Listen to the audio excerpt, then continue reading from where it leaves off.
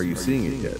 Prosecutors allege a media company linked to conservative influencers who regularly reach millions, including Benny Johnson,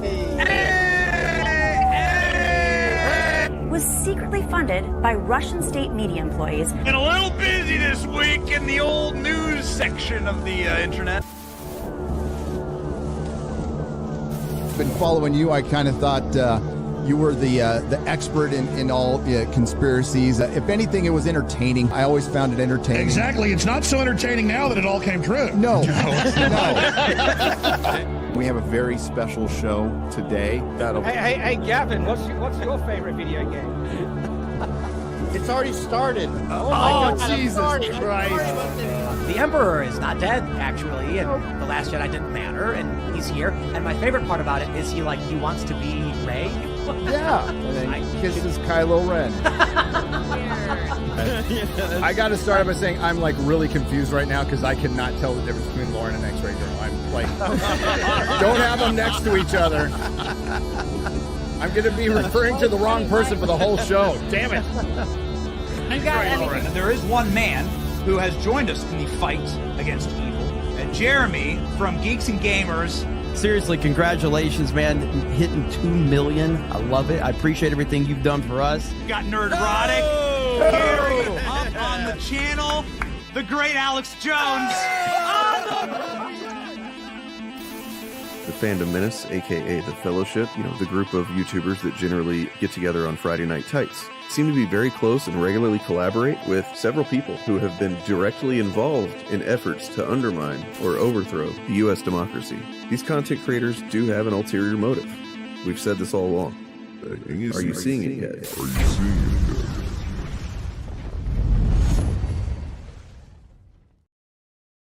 Passed out as many.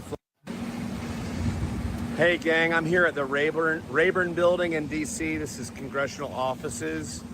I just passed out as many flyers as I could until I ran out. I'm guessing, I don't know, close to 100.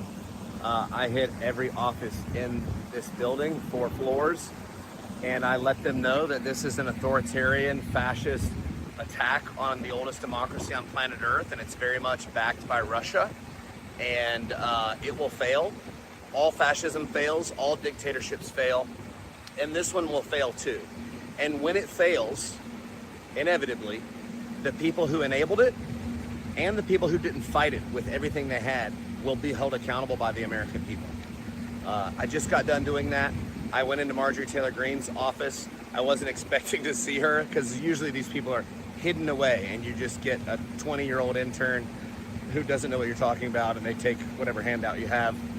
So I opened the door, and she's right in front of me, sitting in a chair, and I wasn't, I didn't think it. I just said it before I thought it. I said, Marge!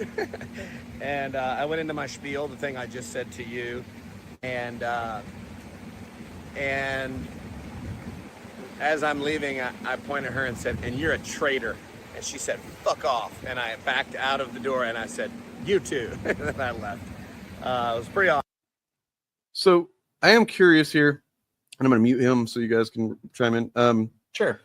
You seem very confident about this, man. And, I know I appreciate you being a channel member, by the way, but that doesn't mean I'm not going to push back against something I think is kind of just like, the part of the problem with MAGA in general is that they are so arrogantly ignorant and certain of things that they can't possibly be certain of. And this strikes me as that same kind of thing in a different direction. So, okay. So here is my nuanced take on this subject. No, we don't think you're mega. We don't think you're mega, Sean. Here is my nuanced take. There will be consequences. Now, I don't think there will be consequences for Trump. I don't even think there will be consequences for people like Stephen Miller, Marjorie Taylor Greene. There'll be like Rosebud, kind of Citizen Kane consequences for Trump, where he's on a deathbed and nobody fucking gives a shit. And Well, I think what there will be is there will be consequences for. There's a reason ICE agents are hiding their faces. Yeah, because they know if people know who they are, their lives are over. Their social lives are over. Yeah, they're this guy is correct. Fascism always fails. Always. Yeah, always. There are no He's not giving a historically. timeline because it could be Yeah. a tragically long timeline. Right. But Yes. the point is that it inherently, just by its very design, is not able to function for any extended period of time. Not without having enough resistance and doing its damage to itself. Honestly, that's what Yeah. Yeah. We'll see how it plays out. The people who will face consequences are not the people who should. I mean, there are people who should, but they're not we would all like to see. Like Trump will die of natural causes, if nothing else, before this is over. Yeah. But when it is over, and it will be over one day, all of the flunkies throughout the bureaucracy who enabled all of this, who signed all the papers and filed all the files and wore all the masks to round people up, all of those people will go before tribunals, and some of them will be executed. That's the way this works. It's the way that every single fascist regime in history has ever ended. And we need to remind them that future awaits them. Right. And that's why I think that it's short-sighted and self-defeating to have that kind of take, man. That because here's the thing: if you're saying no, they won't, then you were basically just saying there's nothing we can do, nothing's ever going to change. We might as well just fucking bend over and fucking wait for them to fuck us to death. So here is doomerism is complying in advance. Right. Yep. Like my thought is I certainly am prone to a negative outlook. Like it is my genuine opinion that it is unlikely that me and people like me are going to survive in large numbers through the end of this. Just because the administration has made trans people the sort of number 2 issue after immigration. But knowing or thinking that, believing that is the case, what am I going to do with my time then? Like, if I think my time here is short, that I am not hopeful for my personal future or our future, but I'm not going to give it to them. Let's look they at have to come and take it. A much simpler comparison, just like an everyday thing. You'll say you and your family, maybe 6 or 7 of you sitting around, like, no, who's going to make dinner? I don't want to make dinner. I don't want nobody. Nobody's going to make dinner. Nobody's going to make dinner. Okay, fine. Nobody's going to make dinner. You don't eat fucking dinner. Nobody's going to eat it because all it takes is one person to say, oh, you know what? Maybe I'll do this. And maybe another person goes, okay, and I'll help you by doing this. Then the next thing you know, you've got multiple fucking family members working on dinner so everybody can eat. I mean, it's a really simplistic comparison, but that's the same logic. Like, you can't just because you're doing, and Sean, we're not trying to shit on you by any means, man. Like, you're a good sport. Seems like you haven't said anything back, being all defensive, and we appreciate that. You're welcome here. Just saying, for your good, that you are allowing them to win without even trying to fight back, and it feels safer. It feels like oh, well, at least I'll be proven right and I won't have to do anything to be proven wrong. You know what I mean? But I hate to say it, and I don't think that you are necessarily a coward. I don't know you well enough, but that is kind of a cowardly state to be in. And it's okay to have that for a moment and go, fuck, this seems like too much. What can I do? Well, you can't do anything, but what we're going to be talking about the rest of the stream is what we can do. Right? And that's what this guy's. If you kind of open yourself to what he's talking about and listen, this is just breaking the surface here. I think you start thinking about it in a different way, and you might be able to understand that there are things that can, should, and will be done to move things along. And we talk about this especially on the Fapcast. We'll talk about this stuff like nonviolent means of resistance and clogging up the machine and ways that you can prepare for when the moment comes that we can turn things around, that type of thing. So we do that on Sundays. Anyway, anybody else? Anything? I just want to say that hope is the best strategy for an individual here. Even if you are someone like Morgan who doesn't see very much in their future, being joyful in your existence is an act of resistance. Mm-hmm. And that's the one thing they want you to be is scared and angry all the time. So don't be scared and angry all the time. And if I was having a bad day, man, you might have caught me on a wrong day, and I might have considered what Bob just said there, that we've got one of our hosts here is a trans person who every day is seeing, their existence used as a fucking, some kind of dividing line and cudgel, and they're weaponized and demonized and like literally it looks like fucking the beginnings of a textbook genocide for trans people. Because it is. Right. Yeah.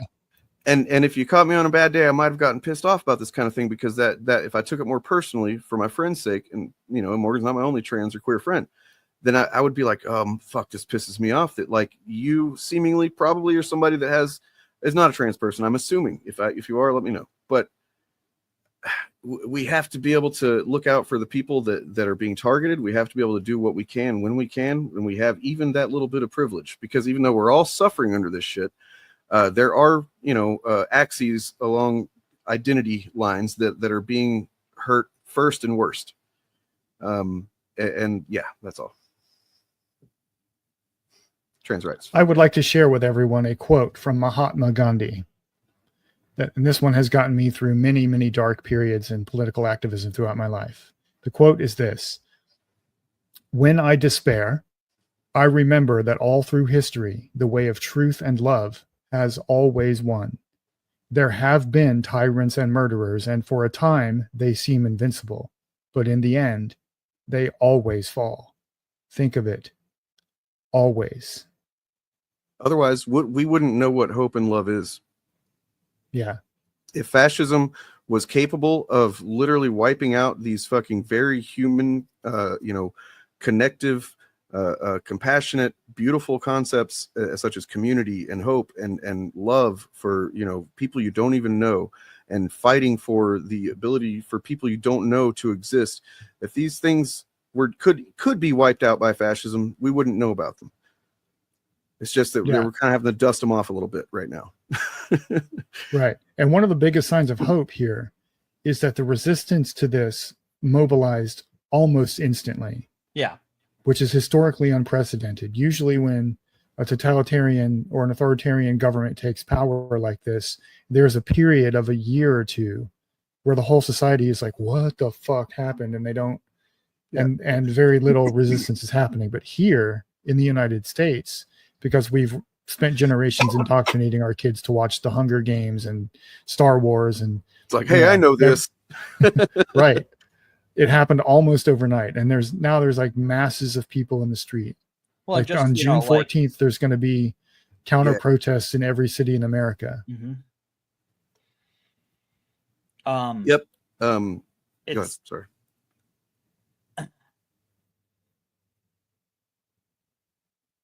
It's one of those things that one of the things that has worked to enable fascism in America also works against its enforcement, which is America's fucking huge.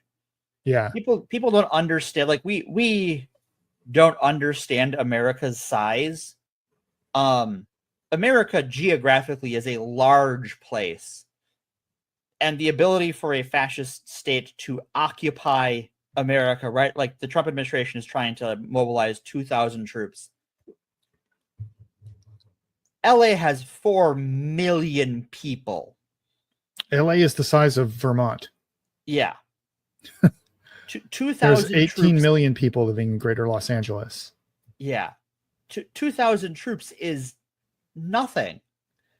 That's not going to do... I mean, it can do some real damage. Don't get it wrong, but like they can't occupy a city with 2,000 conscripts. No, they can it'll be enough to put on a good show for a week or two in downtown LA. Right. After that, they're going to run out of steam, and the weekend warriors of the National Guard will want to go home. And if they're not already dragging their feet and maliciously complying by then they will start doing it then. Very quickly. And one of the things that very well could happen is that they overextend their force, which is not a good look. And if you flash back to 5 years ago, summer of 2020.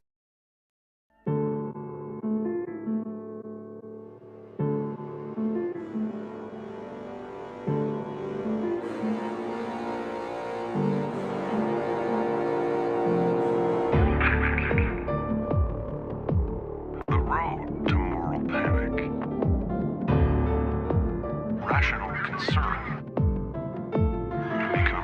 irrational. Fear.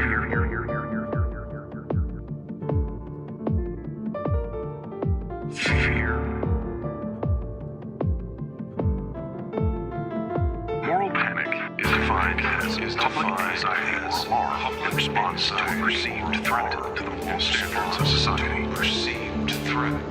The road to moral panic has several stops. The first is concern. This concern, limited at first, spreads from person to person, amplified by cultural force, until rational concern becomes irrational.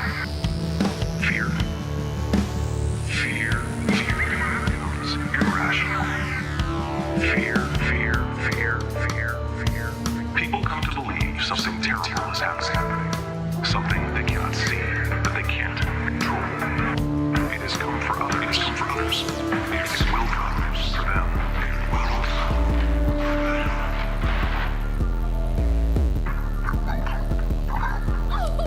Won't somebody please think of the children?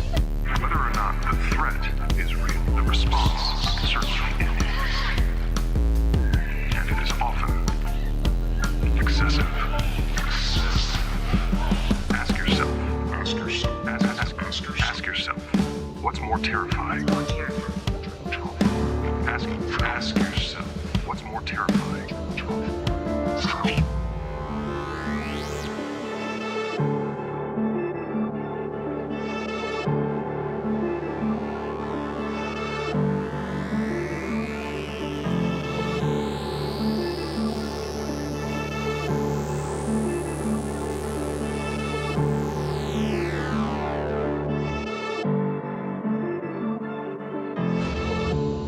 What's more terrifying? Fear. Or the frightened. Ask yourself. Fear.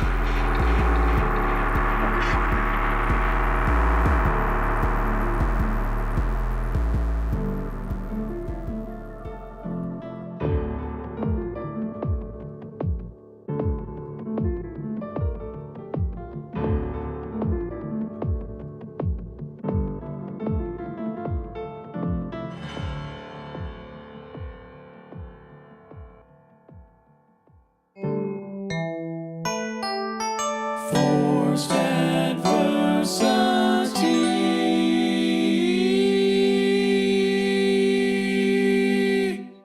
Hello, one and all. Hello and welcome, as the thing says on the thing.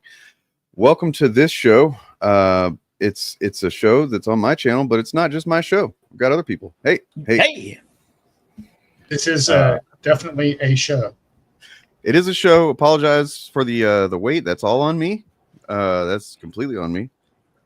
It's been if you watched last night at all, you know it's been a weird, rough couple of days. So things keep popping up. Hoping like things smooth out. Evil moles. Yeah, exactly like that. Evil beavers too. Ooh, dangerous. Weasels even. Yeah, I mean Amber's got a good point here. I really appreciate that about the big beautiful bill or whatever it's called. I like that. Like it's really accomplishing stuff.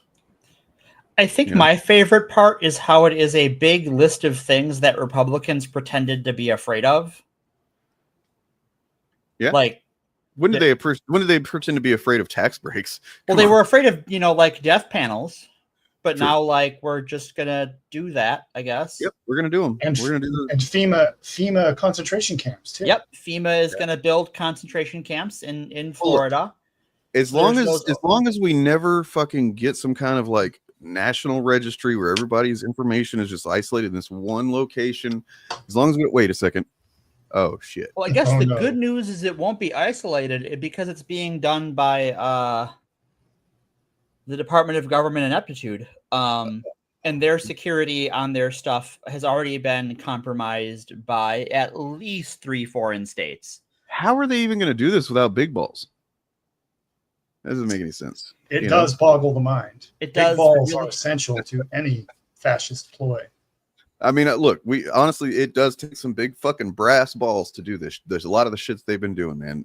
They must be convinced that they're just going to get away with every bit of it. So See, I remember a time not all that long ago, like so not that long ago, I was like early in my transition, where like the thing that my Republican relatives and I agreed on is that like a big registry of people was a bad thing. Yeah. And now they think that's a good thing. And now that it begs the question, now that the Trump administration is convinced that they don't have to abide by birthright citizenship, what standard are they using to determine who a citizen is? Because I have news for you, white people in America. Birthright citizenship was just taken away from you as well. Yeah. Go back and see our video. As an excellent Morgan had an excellent explainer on the shrinking category of what constitutes being an American. Yeah. Go back and watch that and listen and just that's basically probably what we're going to be looking at. I would say if you're, and it won't happen right away because these things always take time. Sure. This database is going to be a disaster. It is hard to implement. It is how it is supposed to work. It is queried from the other side, right? So it's not queried by the federal government. It's queried by election officials in states because they're modifying and patchworking together several existing databases to try and make this work. So it's going to be a mess and it's not going to work very well, though that's probably part of the feature is that we as a people in general are bad at understanding that when a machine screws up, a person is actually responsible for that screw up more often than not. Right. Either because it's not maintained well or like accidents do happen, but more often than not, there's a person responsible for a machine dicking you over. And so to go, oh yeah, I'm sorry, your vote wasn't counted because you're not in the Social Security database created by, that's going to be the Little first Dicky thing or whatever his name is at the Musk office.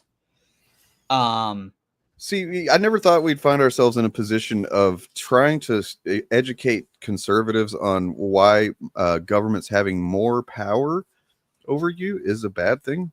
Well, this is the difference between conservatives and fascists. Yes. I was going to say libertarians. Is that conservatives are about consolidating power. That's the whole premise of conservatism. Sure. Whereas most versions of libertarianism are the opposite of that. Well, they claim to be. They claim to be. But a lot of conservatives have used the libertarian name to pretend to not be what they are. Which is I mean, I think the only real libertarians are the fucking rich people, and then the poor people who say they're libertarians, but they're kind of just too dumb to realize that they're not really. They don't really count because they don't have any actual, the temporarily embarrassed millionaires. Well, classical libertarians are all socialists. Yeah. Yeah. I mean, at this point, it doesn't even there's not even a point in trying to fight that linguistic battle. It's done. Bob and I try so very hard. Oh, Daddy saved me. Daddy's okay. So on the one hand, like Tucker Carlson, all of his ilk has been calling Trump Daddy for like a year now, and it's gross. Yeah. And so calling this guy Daddy also slightly gross to me. What about MamDADDY though? That's pretty good. Oh, that's a nice non-binary sort of. All right, we'll go with it. And look, he's got one dimp, just the one dimp right there. Just one big little dimp. I like it. I don't know. It's something. It does something for me. I don't know. But he is a Muslim and a socialist, so of course that means that he's looking to tear down this country. It is everything Rush Limbaugh warned us about for since 9/11. Right. That the Muslim socialists. He's also an immigrant. He's also an immigrant. Who didn't become an American citizen until I think 7 years ago. Something like that. Which means he can't run for president, sadly. Right. But let's just get him before moving on. I do want to stress again that the Trump administration is not using birthright citizenship to determine who's a citizen. Right. So if they implement this system and they rely on state and local election boards to figure this out, it's going to be more about who you vote for. Exactly. Because having a birth certificate to prove that you were born in this country is no longer a qualifier. Doesn't matter anymore. And I think a lot of MAGA people do not understand that white people benefit from birthright citizenship too, because it's the only way that we've ever determined citizenship in this country. Maybe they don't for understand. people Maybe they born in the country. Why should they care? They're on the right side of things, as far as this So goes. they think. Yeah. So they think, but until they're not, right? Until, because this has already been an issue in a lot of rural areas where they're building data centers, right? Yeah. They build those in rural areas that are largely conservative, but a lot of rural conservative people are like, I would like you not to just eminent domain my land to build your fucking data center. But they find themselves very quickly disenfranchised. And that will increase as the need for land for development continues and disenfranchisement becomes easier by the government. Yeah. So where do we want? So today, we've kind of brushed on to a couple of the topics for today. The third one would be the Supreme Court rulings from Friday, which were pretty distressing, except for one. We'll talk about that one too. But yeah, so that's pretty much the show today. And I mean, it's not like it's these are small subjects. There's a lot going on. So it's a big world. The even the New York mayoral race, and I think most people recognize as could be a strong indicator of headwinds or tailwinds for any kind of progress out of this fucking situation, if that's even possible at this point. So where you guys want to start? I guess let's start with the SCOTUS. The SCOTUS. The one we haven't touched on. Let's just start there. SCOTUS. I think that's the worst one. Let's work our way towards the goodness. Okay. The no test. Am I right? Yeah. Yeah. More like notice. Yeah. Supreme Court gives Trump a wave of victories in a blockbuster final week. So let me ask this. Did they do this on the last week of Pride on purpose? Yeah. Yes. Yeah. So fucking pieces of shit. Supreme Court term given Trump the administration a series of major wins in the final blockbuster week of its term. We rounded up final decisions. So, okay, here we go. Supreme Court limits nationwide injunctions in birthright citizenship order. Supreme Court in a 6-3 decision along ideological lines on Friday sided with Trump administration's request to limit universal injunctions issued by federal courts. The opinion in the birthright citizenship case was highly anticipated. Somebody want to break that word stuff down? Yeah, well, to be clear, they did not, as some people have assumed, rule that birthright citizenship is no longer a thing.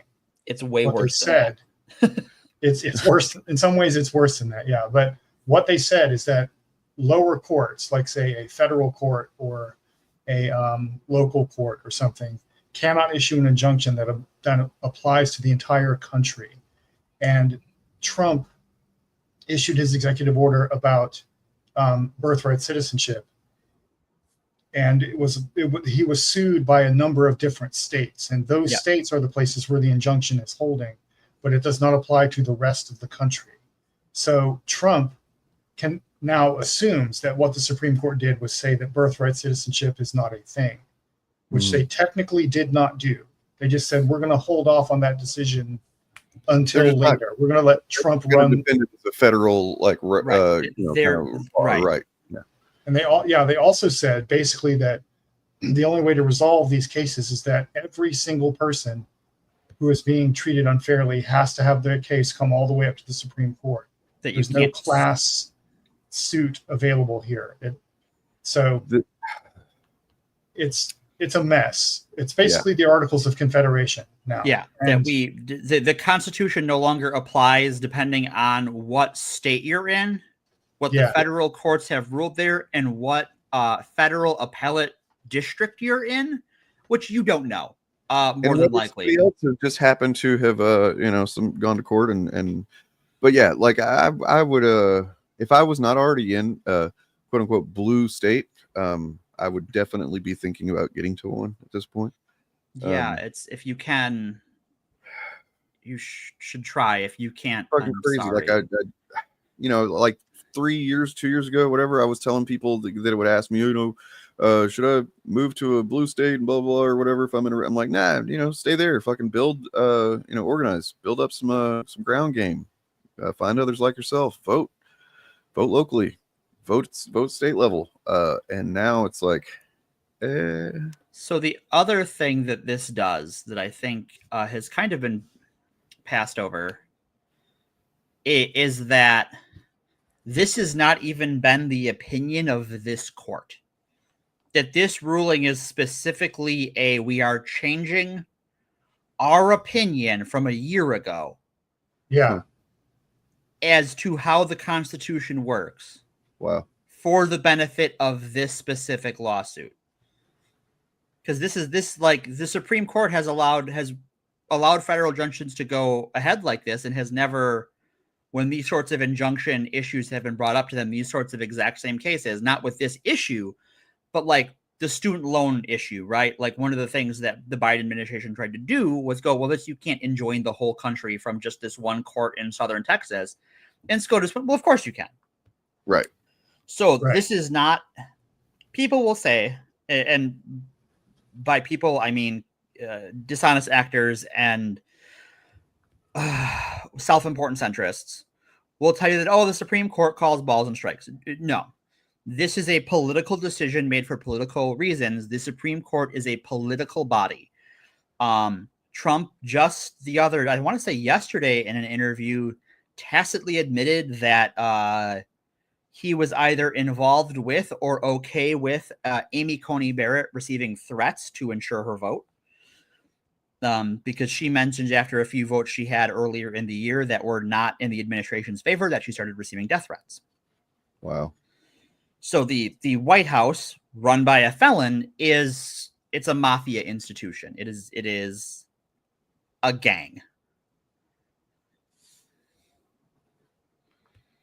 Also worth pointing out here, two things. Number one, in her dissent, Justice Ketanji Brown Jackson pointed out that this is establishing a precedent for future presidents. So yeah, and the example she gives is, hey guys, what happens if one day there's a liberal or progressive president who issues an executive order saying it's time to take away everyone's guns? Well, the answer to that question is that if John Roberts' court, if this is still the 6-3 Supreme Court, they will rule the other way. They'll just change their mind on that issue, right? They will, because this is what they've done with every religious freedom issue since Scalia was on the court. Yeah. And the other thing to note here, historically, is that the Supreme Court arrogated to itself the authority to decide that things are unconstitutional in like the 1800s, which is a power they do not have under the Constitution. Right. And they are now basically giving up that power. There's actually a provision in the Constitution. I forget the article, but it's called jurisdiction stripping, which means there's a provision in the Constitution where Congress can pass laws, and part of the law can say no court is allowed to overrule this law, and the courts just have to go along with it. And that was, I think it was Marbury versus Madison is the court case where the Supreme Court decided that they were the last word on all laws in the country, and everyone else just said, okay, we'll go along with that. No one challenged that. But now that's like 100 years of precedent right there. Good or bad, whatever you think of it, that's been the tradition for like 100 years. Now they're just handing over they're giving up that authority now, basically. They are sharing it with the monarch. Yeah. Right. We don't have a president and a Supreme Court. We have when we get to the other one of the other big rulings, we have a priesthood and we have a monarch. Yeah.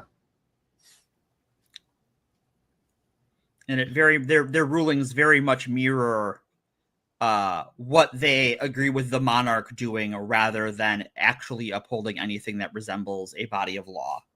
Right. Yeah, this has all been maneuvered and manipulated and steered towards for a while now. You can pinpoint on the timeline the very it was obvious then that things were going to go a bad direction if things weren't prevented. But going back to, Citizens United, fucking obviously, right. But then, McConnell not allowing Obama his fucking second Supreme Court justice. And forcing through Trump's third. Yep. Yeah. Bad And news. AOC has pointed out before, and I'm sure she will point out again, that all of this is on public record. It's all on camera going back 40 or 50 years, that every single conservative appointee to the Supreme Court since Ronald Reagan has lied to Congress about what they would do and what their judicial philosophy was. They've just all perjured lied themselves. openly on camera, and nobody held them accountable for any of it ever. Amy Coney Barrett is almost like, well, she's basically just fucking grown in a lab to do partly what she already did, which was help contribute to overturning. I think Roe v. this Wade. goes to the American political fiction, because I think my whole life, as far as I've been politically aware, or even like cursorily politically aware, that of course they were lying. We all knew they were lying, right? Liberals knew they were lying, and we're like, well, we can't prove it. And conservatives are like, well, of course they're lying. They're going to do what we want when the time comes. So who's there to hold them accountable? Because we all knew they were lying, and that's just been normal for our political appointees and our political elected officials to be professional liars. Yeah. And the way you hold them accountable is in the Constitution. You can impeach them. You can impeach them. Right. But that would but involve the other liars in the equation to have a shred of decency and humanity, and they have proven incapable of that. Yeah, some do. I mean, some do. I mean, it's kind of the curse of democracy that everyone accepts and therefore at some level endorses the fact that politicians lie. Right. It's kind of just what's expected. It's baked in. Yeah. Done. But the trade-off is supposed to be that in exchange for us looking the other way for that, they give us stuff that we need to have a functioning society. And we don't have that anymore. And now they're breaking that social contract. And you alluded to earlier that Amy Coney Barrett is the example of what went on here. They've achieved their goal. The only goal with conservative Supreme Court justices was to overturn Roe versus Wade. And now that they've done that, they kind of just are winging it. Right. Well, they're also probably just hired guns at this point too. So I think Alito is also an ideologue that has other motivations. And I think that Clarence Thomas is certainly more mercenary. Oh yeah, absolutely. I want to read, if I can, I want to read some quotes from Justice Jackson, Justice Kagan, Justice Sotomayor. So Sotomayor said, she wrote the chief dissent, said that the rule of law is not a given, and that the High Court gave up its vital role in preserving it with this opinion. It's true. So this is implications for the court itself. Joined by fellow liberal justices Elena Kagan and Ketanji Brown Jackson, she claimed the Trump administration sought to tear down nationwide injunctions because it can't prove the president's order narrowing birthright citizenship is likely constitutional. Trump's order made a, quote, solemn mockery of the Constitution. She said, in his request to instead curtail nationwide injunctions is obvious gamesmanship. Rather than stand firm, the court gives way, Sotomayor wrote, because such complicity should know no place in our system of law. I dissent. And then apparently Amy Coney Barrett and Jackson had some words back and forth. Which is not unheard of, but unusual. Yeah. Jackson said, this decision is an existential threat to the rule of law. Barrett rebuked that. Jackson argued that the majority uses legalese to obscure a more basic question at the heart of the case. May a federal court in the United States of America order the executive to follow the law? And this is the court saying, nah, we're not going to do that. Yeah, well, may it order the court to follow the law for everyone. Right. Yeah. I mean, they will absolutely do that if there ends up being any kind of progressive or just not a goddamn fascist in the executive office. Again. Right. They're gonna do that for sure. It's not difficult to predict how this will all end, Jackson wrote. Eventually, executive power will become completely uncontainable, and our beloved constitutional republic will be no more. doesn't get much more direct than that. I feel like we're already there. We're there, yeah.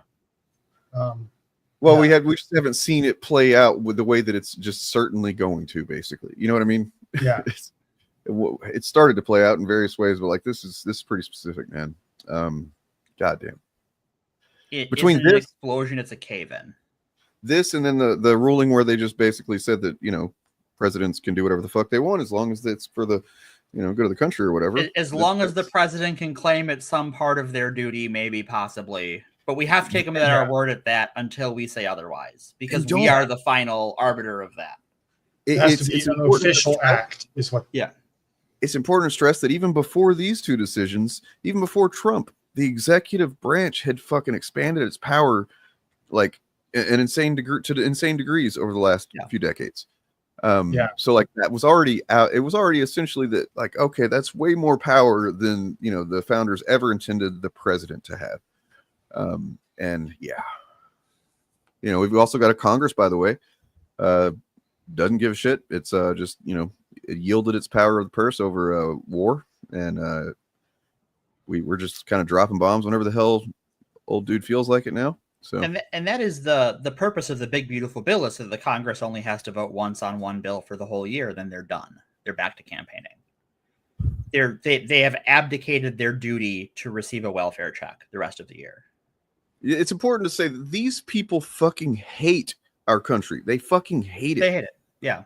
Like, and that's not like in the way that where they say that, oh, liberals hate it because they don't understand the, you know, very, you know, foundations of the country, and they're also full of misinformation and piss and vinegar and you know, venereal disease and opioid addiction. No, it's not like that. It's like literally they hate the things that this country is built on. Yeah, they hate us for our freedom. It's true. Yeah. Sharia law. Well, I think that brings us to our next big ruling.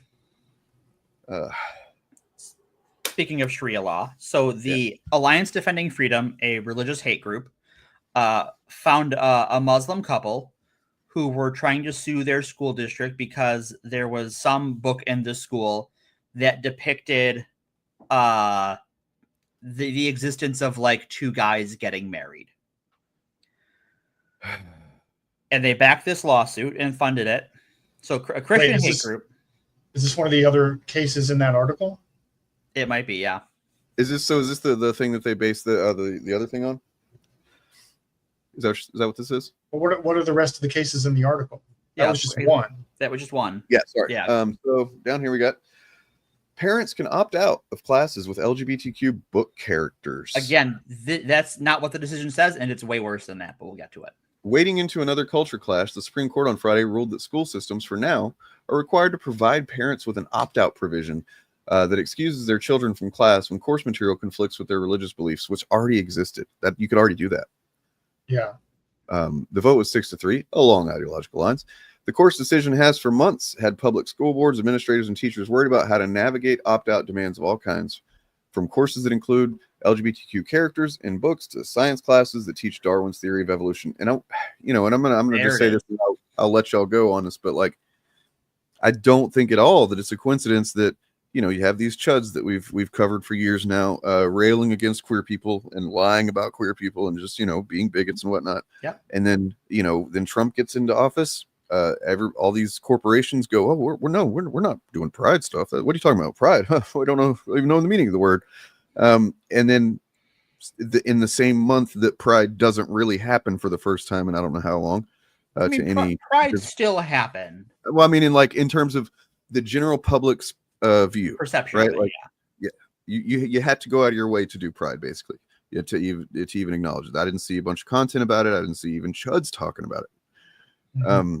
You know, that I didn't see. I mean, I'm in Portland, so I mean, yeah, you're going to see stuff here, but like in general, I didn't see ads. Right. I didn't see, yeah.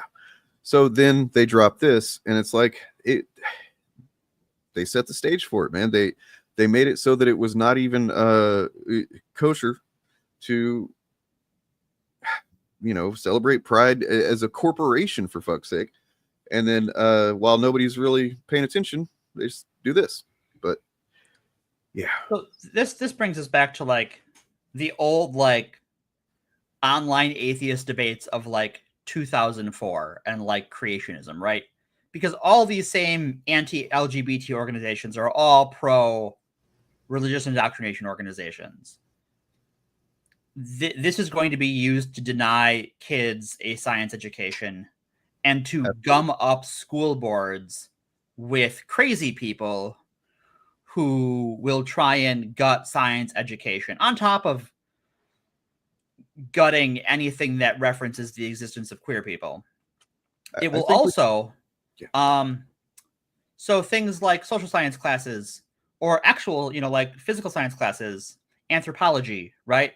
How do you have a high school anthropology class and not just discuss like the theory of evolution, but like the idea that like race is a construct and actually humans biologically are all pretty much the same. And that our concept of race is entirely based on territorial ethnicity rather than any sort of genetic superiority, right? We already see that with laws in Florida about, what you can teach about slavery in the South, right? Yeah. Texas as well. They've changed some stuff in books. Right. So this is allowing that lack of education to be something that assholes can agitate for nationally. It is a destruction of educational federalism. Yeah, and the companies that publish the textbooks that abide by this decision and previous ones are the main suppliers of textbooks to the entire country. Yeah, McGraw-Hill and a few other ones. Even in blue states, where these laws are not in place, children will still be receiving educational materials that don't mention evolution or queer people or say that the most we can hope Civil for War is was that not fought over slavery. Right. We just have to hope that the teachers in those states are going to, be on top of this and do what they can to compensate. But now, even if the teacher is, they can opt out. Raise a stink. If you find out sorry. I was going to say that the people that you can thank for this are Heritage Foundation for sure. Yep. As well as groups like Moms for Liberty or whatever the fuck. The ones that gave that fucking monster fucking PDF file that we covered last week. Gave him what was it? Politician of the Year in 2023. Something like that. Yeah. And they've quietly erased him from their website now. But they that's who did it, man. They've been agitating for this and pushing for it, and here we are. There's a lot of politicians that have spoken at our events that have gone down for sex crimes. That's a coinky dink. It's definitely a coincidence. It's correlation does not whatever no, it's not a coincidence. It's fucking based on hierarchy and a sense of entitlement and power and actually there's law. Oh, as a matter of fact, did you guys fucking see that shit? What was it? What's his name? The man, I'm forgetting his name. The attorney. I'll pull it up. Go ahead. Sorry. Okay. Unrelated. But so yeah, this is the destruction of like the first line of the First Amendment. Congress shall make no law respecting the establishment of religion. Now it is our whole government must respect the establishment of religion to its own detriment, regardless of who else it hurts or their religion. Yeah. And this is where there is some room for activist fuckery in the court system here, because we can have, say, pagans step up to sue a local school board and say, hey, you know what? My religion affirms LGBTQ+ as a matter of doctrine. Right. So I demand that you teach my child about that. Or they can demand equal time for like a Satanist group to have their study club on school premises, or right. So here is the double-edged sword of that, because I do think that is something that will happen and does need to happen. Unfortunately, the like two-pronged attack of this is the one who foots the bill for that is not John Roberts. The one who foots the bill for that is the school board and the taxpayers. So it is an increasing drain on public school resources that should go to education, but now will go to this lawsuit. because their fuckery is advanced. You know what I think is necessary that we should do in the spirit of the original format of the podcast is we kind of need to do a history episode on, science versus religion in schools in the U.S. Yeah, we should do this ghost monkey trial, I think is what I'm I've hearing. got a really good source on that is a book that I have. So I will claim that as something I'll prepare for next week. But sweetness. Did we want to move on? What else did the Supreme Court fuck us with this weekend? Well, they did a good one. They did a good one, guys. Yeah. They did a good one. There's a good one. There's a good one. Look, they upheld key Obamacare measure on preventative care. So on Friday, they upheld the provision, ensuring, at least for now, that some 150 million people will continue getting many free preventative services under the act. Hey, that's nice. We can forget about the other stuff. Wouldn't that be nice? The vote was 6-3 with Chief Justice John Roberts and Amy Coney Barrett and Brett Kavanaugh joining the court's 3 liberal justices in the majority. Whoa, not along ideological lines. They must be having a change of heart. No, my cynical take is that this is a fucking, distraction, that this is something they'll probably even vote down in the future. But like this for now, is one of those decisions that means nothing. So the New York Times can say, look at the court is not just a purely politically divided organization. Even though things in the bill going through Congress right now, that's in the Senate being debated as we speak, guts all of this from the law. So there you go. That's what it's also John Roberts protecting his own legacy because he was the vote that upheld Obamacare the last time it was before the Supreme Court, and he ruled. His opinion was it's effectively a form of taxation. Right. And therefore the government has the right to do it, regulate it, and do it. At least somebody's standing on principle in the goddamn Supreme Court. He's standing on like his big toe on his not his dominant foot. But yeah, this just strikes me as literally just, do the magician thing of like, don't look at this hand, look at this hand. They know that they just passed 2 extremely controversial and unpopular, to say the least. I can't imagine what the polling would be on those other 2, but I'm willing to bet that not the majority of the country would agree with those. Yeah, I don't think they're. The Supreme Court is incapable of popular decisions these days. So, yeah, and then there's this one. This one's fun. Speaking of getting fucked. Yeah. Look, I try. It's the Supreme Court upheld a Texas law requiring consumers to provide age verification in order to gain access to commercial websites that provide sexually explicit material. It was the first time that the court has imposed requirements on adult consumers in order to protect minors from having such access. Now, I mean, in a sane system that wasn't like literally just seizing up trying to protect itself and the capital class as it dies right before our eyes, this would be something that I'd be like, yeah, we need to kind of address the problem of just openly, free access to pornography that literally, you know what I mean? Like, it is something that we should have some barriers in place for, I believe. It's obviously on the parents to do what they can do to make their children's internet experience secure. So here's the thing: I think more would be accomplished by having porn producers verify the age of their performers. For one, yeah, that's a good place to start right there. Yeah, you know about the purge a couple of years ago, like on Pornhub or whatever. Mm-hmm. Yeah. I just learned about that not long ago. It was fucking astonishing that there's something like, I don't know, millions of videos almost. It was an insane, disgusting amount. Yeah. So the thing with this, and the reason I think this is that in general, laws for age verification for access to adult content on the internet is just prima facie nonsense. Sure. Is that to be on the internet in the United States of America, you have what is called an internet service provider. Yep. That internet service provider gives you a box called, depending on your type of internet, a modem or a router, and or both, often a combination device. In that device, you can set settings to block certain types of content. You can block by address. You can block a lot of them now have very robust security features. You can also do that on the browser level. As the resident parent of the pod, I would like to express that Windows has very good systems in check. So does Chrome. Yep. So does and just like in the cell phone, because that's really, That's where a lot of it is now.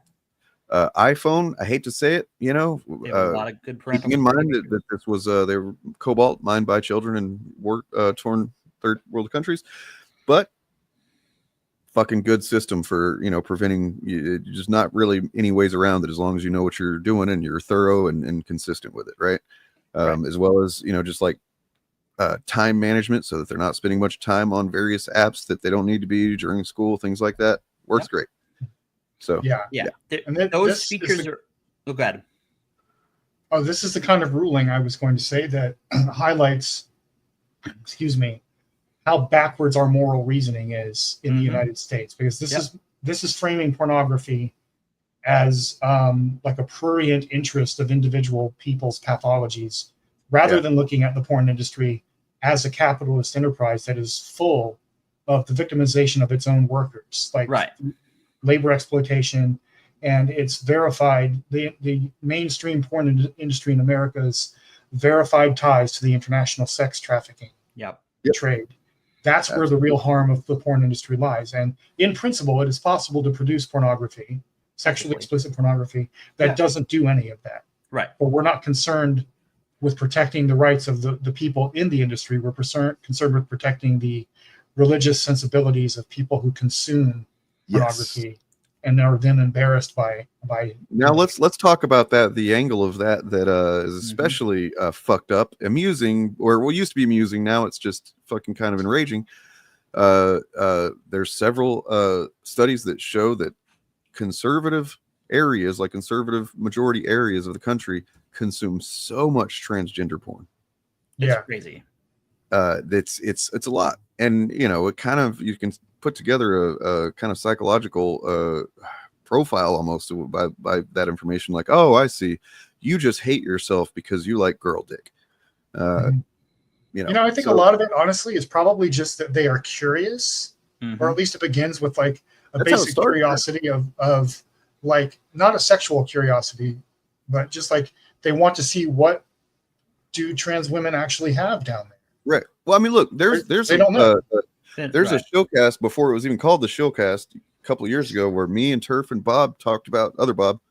We've all gotten into some of that, and you know what I mean. And there's nothing to be ashamed of about it. That's the difference. Is like whenever you have this fucking regressive, backwards shame centric idea of sexuality, then you're gonna it causes weird, dangerous fucking consequences. Like you hate trans people even though you don't know any, and the only thing you know about them is that you service yourself to pornography on a regular basis. You know about the gawk. Right. Yeah. I don't even mean that people were like servicing themselves. I mean, like, they're just basically curious. That is the closest thing. I don't think that just like going and checking out like an image for a minute and going, oh, okay, that's what it is really accounting for the volume of the volume. I think it starts that way for a lot of people, because there's a lot of curiosity about trans healthcare and the physical transition. I think it's encourageable. Like, how do you know? Like, you go check it out and see. Oh, does this interest me? No. Okay, I'll move on with my fucking life and not worry about what these people are doing, because they're adults. Generally. So to add a few things. So one, I think this speaks that like how trans people are sexualized in this country is that people's first thought about like, the fuck is a trans person? I'll watch porn about it. Right. Yeah.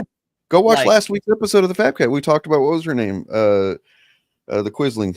Sarah McBride. Yeah. When I went to Google, remember, it's like the autocomplete of Google, several of the top ones were like, surgery stuff and whatnot. Right. So and that's the surgery thing is something that a lot of people are curious about. They don't know a trans person, and they're afraid is the wrong word, but they don't want to talk about it. Right. They don't understand that it's not their person. business. You know what? Can I just say this? I've been friends with Morgan now for I don't know how many years, a few years. I've never asked. It's not my business. Oh no, yeah. Neither of you have ever asked, and I've never. But I'm talking about, but I don't mean in the sense that they're curious about an individual that they know. They're just like in a big picture way. They just kind of want to see what it looks like. Sure. And I would say that pornography is the wrong way to go for that. Just go to a fucking medical journal or something. I would say, you know what I mean. Ask. The education in our country is so fucked that the closest people have to a sex education is Pornhub. Yeah. Sadly, especially in that region of the country where proper sex education is illegal in a lot of places. Yep. Well, yeah. I mean, like in Texas, I grew up in Texas, but I lived actually in Louisiana for a few years, which was even worse. Yeah. And the sex ed that I got was literally just abstinence only. Yeah. That's it. Just don't have sex. Okay, that helps. But have babies somehow. Yeah. These are not contradictory statements designed intentionally to cause. 14-year-old me was like, I'm already not having sex. What are you doing? Right. Yeah. No, that's I want to helpful. know how. How do I not have sex? I already know how not to have sex. Oh, great. Okay, so anyways, it's fucked, man. Like we are so beyond the pale right now in so many ways. It's unreal. The other part of this is we've had laws in places like Tennessee and I believe Texas and Florida as well, that have tried to categorize drag queens and trans people, which are not the same thing. If you're an idiot listening to this, you can fix your idiothood by removing that thought from your brain. But trying to categorize those two independent groups as public displays of indecency and pornographic. Yep. So that these laws could prevent you. So if you wanted to get information on trans healthcare, that you would need to submit your ID to a website to get normal ass healthcare information. Or I guess to watch RuPaul's Drag Race, if that's your thing. It's not mine. It's kind of okay. Whatever. It's not my jam. Not mine either. I know, right? A trans person doesn't care about RuPaul. How is that possible? Here I am, babes. I don't believe you're trans now. You have to show me your trans card. You're not part of the monolith. Literally lift up my bra. You're not part of the monolith. I don't get it. I don't understand. What, we're not one big hive mind?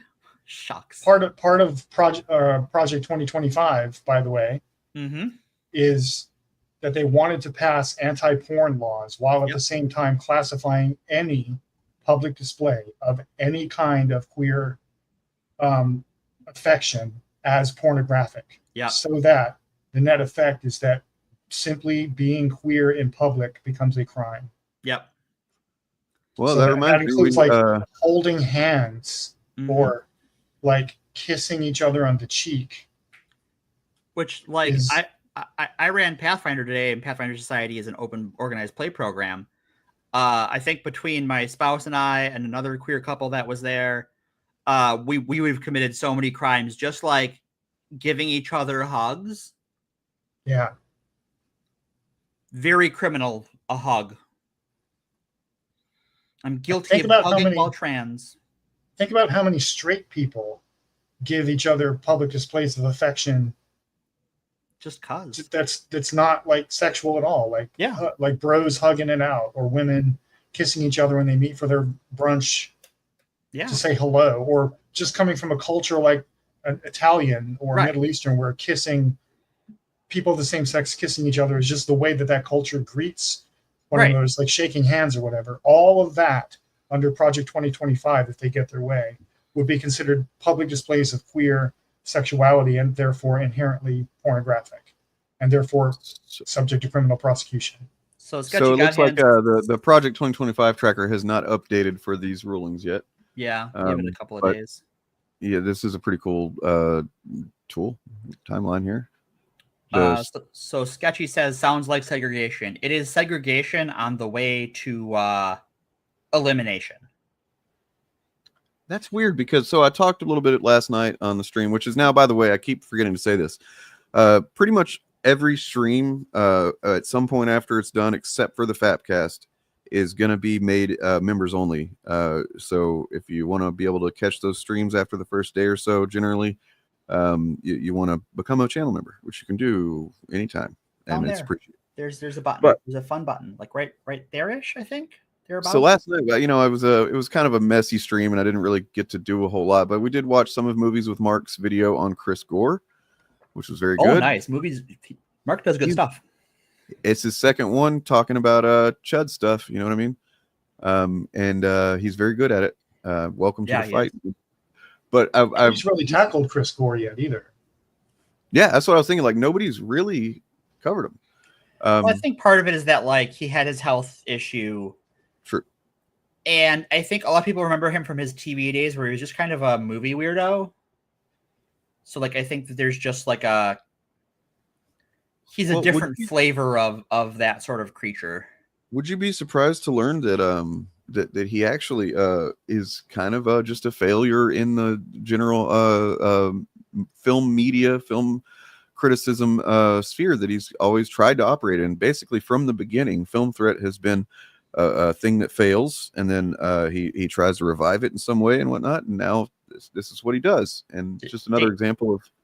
Dane, are you trying to tell me that someone who is not been able to break into the industry has become bitter and made it their career to tear it apart? I know, it's unheard of, really. That's never happened to Ben Shapiro or The Critical Drinker, etc., etc., etc., etc., etc. But point being is that I remembered just now, it's kind of interesting, the video that we first did on the initiative. It's one of the very first initiative streams. It was just me and Turf and other Bob.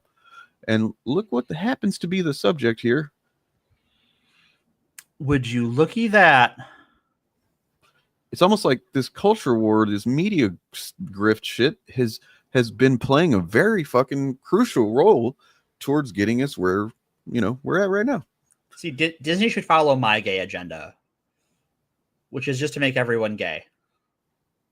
Yep. I haven't watched Mark's video yet. Does he talk about the fact that Chris Gore doesn't mention around his new friends that he hated the prequel trilogy so much that he was... I believe he does. I have not... The movie. Nice. Yeah, I believe it is. No, it's... Chris Gore was a big part of the movie The People versus George Lucas, yes, which he was. Now an obscure... I know him from. Yeah, it's now an obscure footnote in Star Wars fandom history that a lot of modern fans don't know about. But it's worth looking up and watching what Chris Gore had to say about the prequel trilogy at the time. I made lots of jokes last night about how he's a foxy grandma. How he just looks like she's single, she's ready to mingle. You know what I mean? He looks just like that. Okay, but if Chris Gore transitioned, that'd be quite the glow up. Sure. Yeah, I mean, like, honestly, the point of this thumbnail, by the way, when I made it a few years ago now, was, will anybody notice that that's not actually Chris Gore's head? What? No way. I did not notice. That's funny. Now that I'm looking at the face, I see that it was the hair that I focused on. Right, exactly. That's what gets you. It's the damn hair. I fuck him. At this point, I'm not going to make excuses for talking about the way somebody looks. I don't even give a shit anymore, man. Like, I used to try and excuse myself, and now I just fuck them. Look, I think if somebody body shames others and makes money off of it, they are fair game. Right. The only ones who should body shame should be those who are willing to be body shamed in turn. Right. If you are not the example of the peak masculinity that you criticize others for not having, then you are fair game to anyone else. Oh my God. Oh, that's Mark, that's amazing. That's fucking cursed. That's horrifying, but kind of amazing. Oh my God. Mark, I award you 1 point. May you choke on it and die. Hey, don't do Foxy Grandma erasure around here, okay? It's not a lesbian here. It's fucking Foxy Wino Granny. She's fucking, her husband passed away a couple years ago. He's back on the market. She's going out to dance on the town. She might get a little loose. Foxy grandmas took that from lesbians. Don't you dare erase lesbian culture that way. I will not. She's hitting the Elks Club, and she's going to steal your grandpa. Mm-hmm. She's been doing her squats and and trying to eat her egg whites and stuff. She's ready to go. Taking medication to get that lubrication going again. Sorry. Loves eating the whites. We're terrible. We're all going to hell. What's the next subject? So, look, this is, necessary because, look, how are the chuds going to know what they're supposed to think if they don't have fucking internet, right? So, Supreme Court upheld a program providing subsidized internet and phone service to underserved communities across the United States, and generally rural. I think this is the only thing that I'm like, this is just like smart policy, and the conservatives who push the conservative groups that push this should be pistol whipped. Conservative groups challenged the program, contending Congress exceeded its power. Do they not realize that this benefits them, or are they actually that terrified of their the rural folks finding out actual information? Yeah, basically. Okay. Trump loves low information voters, and he loves giving our military bases like good times and days to bomb them to Iran as well. But I mean, with the way the internet works now, this is making it easier for them to propagandize people, basically. Yeah. To radicalize people. Yeah. Because there's no fairness doctrine in place. If the social media algorithm was somehow forced to change, which I don't see that happening anytime soon or ever, but if it did, if it wasn't like prioritizing the things that it does and has, which is, outrage and sensationalism and reductive, bullshit, they would absolutely be, there would be conservatives be panicking. If it was like, we're only going to prioritize information on social media and Google and whatnot, that is just completely like it's been fact checked over and over again. It's supported by several sources, and that's what's going to rise to the top. Conservatives would be pissing themselves. Even more than they are here, for different reasons. So yeah, there's that. And then Louisiana thing, nobody cares. Oh no, it does matter. It's a redistricting case. Redistricting is a big deal. True. Supreme Court said it would re-argue Louisiana's congressional redistricting plan. Is this a gerrymandering situation? Yes. Yeah. At issue is the Louisiana legislature's creation of a black majority congressional district. A group of non-African American voters sued, claiming the district was an illegal racial gerrymander. Oh man, this seems like a pickle to unwind. Have you guys looked into it? I have not looked into this specific one. Wow. But in general, part of this is the Supreme Court. The Roberts Court has already overturned prior civil rights laws regarding how districts had to treat racial minorities, especially in the South. But this one gets sticky because I don't know the specific district. What's a common practice in when you're gerrymandering is there's two sort of broad strategies. The first is cracking, where if you have a major metropolitan area, like we'll say Milwaukee, because I live here, right? You will try and peel districts off of that and draw them in weird directions to break up a city's population to give conservatives more votes. The other thing you do is packing, wherein you try and find an area as small as you can with the highest number of people and that are a demographic you don't want to have power, and so they get one vote. So yeah, it says here Louisiana's current congressional map, known as SB 8, was drawn in response to a separate lawsuit. In that case, brought by the NAACP, Louisiana State Conference. Gordy, shush, dude. Power Coalition for Equity and Justice, and 9 individual black voters. A federal court in Baton Rouge found that Louisiana's map likely violated Section 2 of the Voting Rights Act by packing, which is what you just said, black voters into a single majority black district and diluting the voting strength of black voters in other districts. Wow. Yeah, so that would mean that every black person in that state gets one representative, whereas white people get all the other ones. Right. Basically. And that, that is obviously it's so obvious, these things, that they're designed to do what they do, right? Yeah.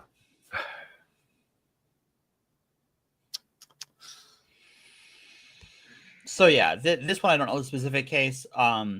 If they're kicking the can down the road is a little weird. I don't know if this is a shadow docket issue. That would be weird for it to come out on that day, but I'm not sure of the specifics. This is the one that I'm like, I have a finite amount of time to dig into this one. Let's see. So let's see what the National Legal Director for the ACLU says. Before this case ever began, we had already won a hard-fought legal battle, proving that the legislature's initial map, like Louisiana's maps for generations before, illegally diluted black voters' political power. Thanks to the Supreme Court's order from May 2024, which put the district court's injunction on hold, the fair and legal map the Louisiana legislature enacted in response to our litigation remains in place while the case continues. Okay, so for now I see what's going that on. it's in a positive state generally. Yeah, I think this might be because they also ruled that federal courts cannot create nationwide injunctions. Yeah. So this is a contradiction of this. That would have been funny, right? Like a little bit. Yeah, I see what you're saying. Yeah. I mean, honestly, at this point, I wouldn't put it past them to have even tried that shit. Like, yeah, so what? We said that earlier today. Yeah, so what? Yeah, blue is purple.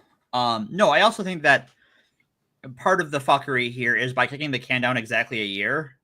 Yeah. That means they can fuck up the Louisiana maps on a whim whenever they want next year. Yep. In the middle of several major elections in that state, including House and Senate race. Yeah, so I mean, as somebody who I've lived in Louisiana for a few years, like I said, and yeah, there's not a just gonna shadow realm this small amount of black people that from at least in the areas that I lived, a couple of different areas. But you wouldn't know it. You know what I mean? As if goddamn Louisiana sucks, man. In every single way, Louisiana sucks. Teresa B. Hey, bye. Have a good one. Yeah. This also happened in Mississippi. Yep. This famously happened in Wisconsin with the Red Map software, which we're finally over 15 years later getting unfucked. Yep. Ohio is really bad with that. We should do a gerrymandering episode, or at least a segment. We probably should. That's probably a good one for next week as well, assuming nothing major happens in the next week, because that's what keeps happening. Probably should do to assume that. Yeah. We used to be kind of a history podcast, guys. Yeah, we used to talk about the history of these things, and now, unfortunately, the same fuckers responsible for that dumb stuff are making history every week, and now we're stuck talking about that. But, you know, Bob wants to talk about the Byzantines, and Dane wants to talk about filthy monkey men. I'd probably like to talk about some kind of, like, I don't know. No, the Byzantines are a podcast all to themselves. You don't need to clog up the Fapcast with, because it's not really. Well, I don't want to say they have no consequences in the modern world, but I was going to say there's already several podcasts devoted to the Byzantine Empire, so that's true. Leave that for another day. I say what I'm saying is that the people of Greece should take revenge on Venice for rat fucking them during the Roman Empire's war with the Ottoman Turks in the 15th century by throwing Jeff Bezos into the Mediterranean. Agreed. All right. Let's move on. Let's move on. What is next, folks? What are we doing? I forget. We had Zohran MamDADDY, and what was the other one? The citizen registries. We talked about the registry a little bit. Okay. Which I think we sort of talked about broadly in the intro. What more is there to say, though? It's just kind of fun. Yeah. Yeah. I mean, it's brand new. So this is breaking today. So your results are going to vary. I recommend reading this article in its entirety because there's a lot going on and there's a lot of moving pieces. I got about 3/4 of the way with it before we got on stream. So I'm a professional and I'm actually going to eat right now real quick. So if somebody else wants to read this, I will just do the scrolling for you. Ooh, mukbang time. Bob, you want to read this one? The Trump administration has, for the first time ever, built a searchable national citizenship data system. The tool, which is being rolled out in phases, is designed to be used by state and local election officials to give them an easier way to ensure only citizens are voting. But it was developed rapidly without a public process, and some of those officials are already worrying about what else it could be used for. NPR is the first news organization to report the details of the new system. For decades, voting officials have noted that there was no national citizenship list to compare their state lists to. So, to verify citizenship for their voters, they either needed to ask people to provide a birth certificate or a passport, something that could disenfranchise millions, or use a complex patchwork of disparate data sources. Let's stop right there. Notice how they say provide a birth certificate or a passport, something that could disenfranchise millions. Yep. That's two things, one of which NPR is explicitly alluding to, and another of which I don't think they realize. The explicit one is there's a lot of people who don't have access to their birth certificate or passport. And the way we've known they were citizens is that they were born on United States territory. Mm-hmm. Birthright citizenship. Right. So if you don't have those, you can't prove you're a citizen. However, the Trump administration doesn't accept birthright citizenship anyway. So having your birth certificate and passport doesn't really matter anymore. Wait, weren't we just talking about something about birthright citizenship? Yeah, just funny that. Is that related to this by chance? Just maybe. Maybe. Also, this could disenfranchise millions of married women because there's an act before Congress right now, the SAVE Act, which is probably going to pass, which says that to register to vote, you have to provide a birth certificate that has, or your identification has to have the same name as your birth certificate. So if you've changed your name for any reason, the most common one being that you are a cis woman who married someone and changed your last name, but it could also be you're trans or you changed it for professional reasons or whatever. Or personal security reasons. People in witness protection have to have their name changed. People who, a lot of people who get restraining orders and have those orders violated because our police fucking suck will change their names to avoid people who are stalking them. Or you just want to be called Nicolas Cage. Or you just want to be Nick the Dick, yeah. Right. So all of that is in play here, and they're creating a situation where by default, no one is assumed to be a citizen of the United States. Wait, are you telling me that a few weeks ago when I said that you are not American, I was right ahead of time? That is correct. None of us are Americans, according to the Trump administration, who have not laid out their criteria for who is and is not a citizen, although we all know what it is. I will tell you, this hurts a member of my immediate family for this exact reason. They were born in Japan because their parents were serving in Japan when they were born. And both of their parents were service members. Yeah. So that applies to birthright citizenship too, because if you were born on an American military base, that is considered American soil. So you are an American. Right. And it's also been precedent that if at least one of your parents is an American citizen, then you are a citizen regardless of where you were born. Right. But get your birth all of that's going to certificate go from away. there. Yeah. Ha, got her. Got that. Yeah. Oh God, yeah. Or Ted Cruz, also named Rafael Cruz. Yeah. Yep. Tom Cruise as well. Oh. Another one is that they are denying passports right now, especially if you have changed your gender marker or had a legally recognized X gender marker for the brief period where they were doing that in the Biden administration. They are rescinding your passport. And if you have to get a new one, you will not get a new one. If you have to get yours replaced, like you have an existing one, but you lose it or it's damaged or something, they will void your passport. So this is just, this is a tool to make it so you are not a citizen of a country. You are a non-person. So continuing with the article, it says, now the Department of Homeland Security is offering another way. How thoughtful of them. DHS, in partnership with the White House's Department of Government Efficiency, DOGE, has recently rolled out a series of upgrades to a network of federal databases to allow state and county election officials to quickly check the citizenship status of their entire voter lists, both U.S.-born and naturalized citizens, using data from the Social Security Administration as well as immigration databases. But again, if they're not accepting birthright citizenship, none of this matters. Well, but at least they're, actually doing something to be efficient for once. and Except- that being, you know, listing all the people that they don't want to be considered citizens. Yeah, I mean, but even then, the people that they do want to be citizens, there is no way to verify the authenticity or accuracy of this database with the information we have today, because it is being amalgamated from different databases, Social Security, immigration registration, and some state voter rolls that they're not quite, there's no like law mandating the creating this database.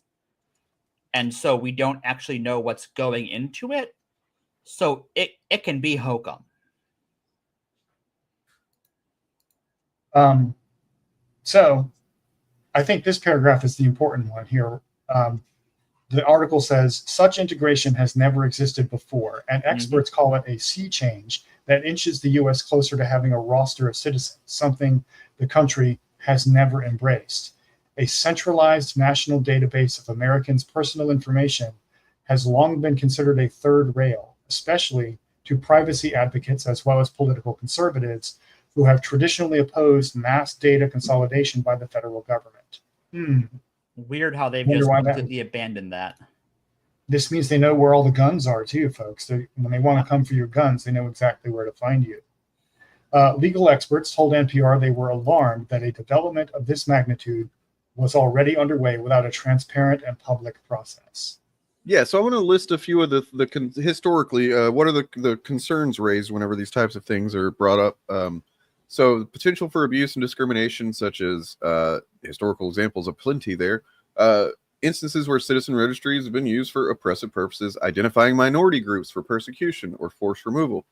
Because even if they don't, I mean, obviously, if it's about your, they're going to have your racial information and you know, genetic, you know, your bloodline. Basically, they're going to know what stock you come from. You know what I mean? If they don't have that on the registry, they can easily compare it to, you know, something else, and like, yeah, it's not going to be good. But national ID cards and similar systems can foster new forms of discrimination and harassment, particularly against minorities. So, yeah, privacy concerns, obviously. Centralized databases containing personal information for all citizens raise concern. I mean, privacy is basically dead at this point anyway, but, you know, we shouldn't just like willingly give it away, whatever's left. Government surveillance. Critics fear national ID systems could lead to government surveillance and monitoring of citizens' movements. Data security risks. Practical and logistical issues like exclusion of vulnerable groups. The cost and inefficiency of maintaining national registries can be costly. But wait, no, this is the governmental efficiency department. So I don't. That's not true. Well, that's why we have Palantir and Peter Thiel, who just got the contract to do all this. Right. And did you guys, I didn't know this part of it. Did you see that those 4 tech bros basically got, you know, with no military experience whatsoever, were just sworn in as essentially just below a colonels, general or something? Yeah. It's crazy. But what that means is that, you know, in the event we can take back the country from these assholes, that we can court-martial them. Well, I was going to say that they're in combatants and we can, you know, but. Well, that too. They're legitimate military targets now. That's true. That's true. They are. So I want to clarify something Sean said in chat here. Being born in a military base. Yeah.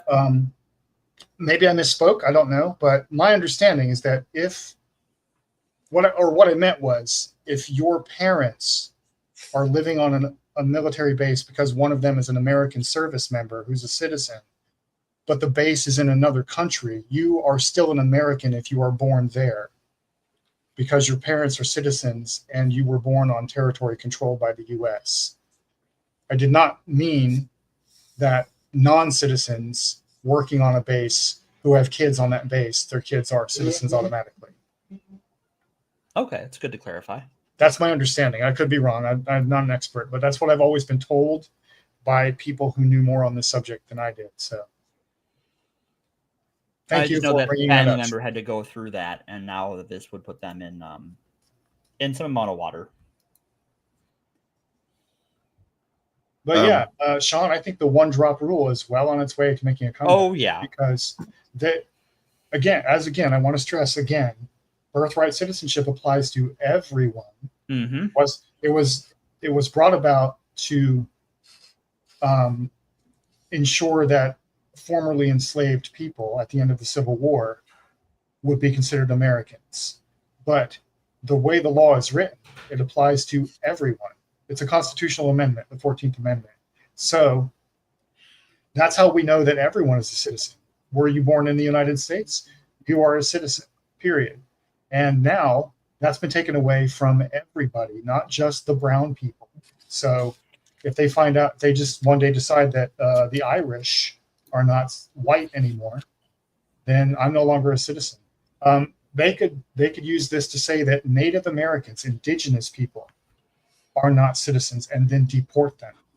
That would be a pretty early one for a lot of states. Yeah. So I also want to point out that this could be used in conjunction with, coordination with, RFK, who has talked about a registry for folks like myself on the autism spectrum. Yep. Because we can't even wipe our own asses and whatnot. Yeah. You'll never pay taxes, Dane. I wish that, come on. Can I get some money back, please? I've paid taxes. And I don't live with my parents. I haven't lived with my parents since I was 17 years old. And just the other day, he was testifying before Congress about their plan to have some kind of data tracking implant or something on the hand of everyone in America. Some real Mark of the Beast shit from all the fucking... Yeah, that's what I was going to say. That's like some rapture shit right there, bro. Yeah, we're doing it. We're doing some end times bullshit. Let's go.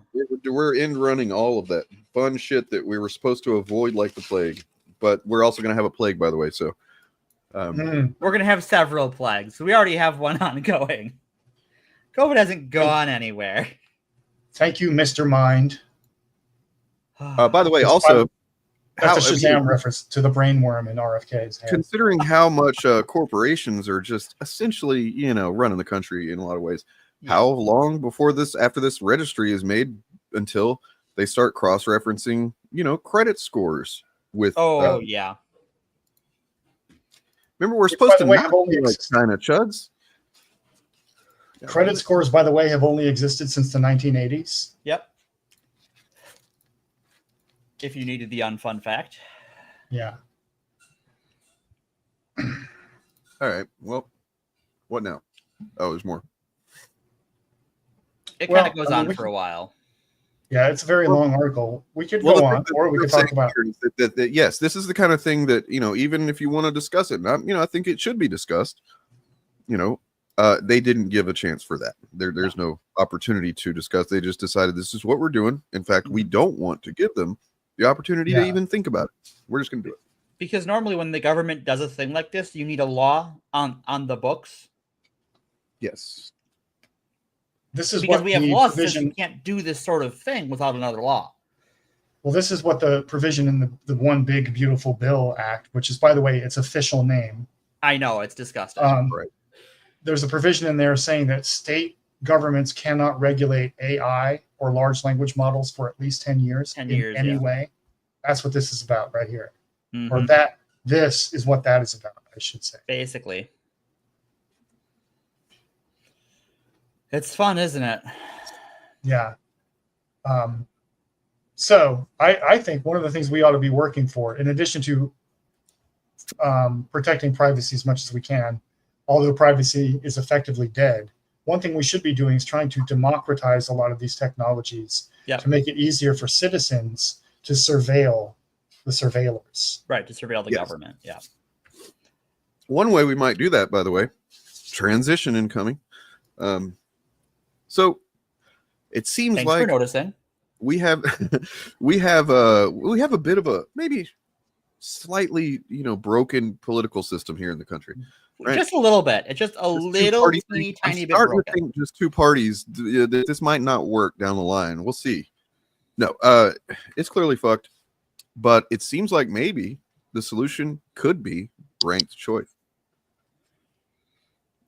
Which my kingdom for ranked choice voting nationwide. Dude, which totally changed the fucking game in New York right now. It's crazy. You had opponents coordinating and supporting one another. like agreeing, hey, whichever one of us wins, you know, I'm on your team. Yeah. And saying things like, yeah, if you're going to vote for me as your number one, vote my buddy number two. Right. And don't vote for this guy. Right. Because for those who don't know how ranked choice voting works, is you will have on your ballot, instead of like right now, you have the list of like 1, 2, 3, 4, 5, right? Asshole A, B, C, and D. With ranked choice voting, you give them a number. And that is if they sort of work backwards, right? So if there's 8 people on a ballot, they start with who has the least. All right, that person gets chopped off. The people who voted for them as their number one, their number two then becomes their vote. And then they work their way up the line like this. But one thing you can do if you absolutely positively do not want some fucker to be elected is you do not rank them. And then they don't get your vote at all.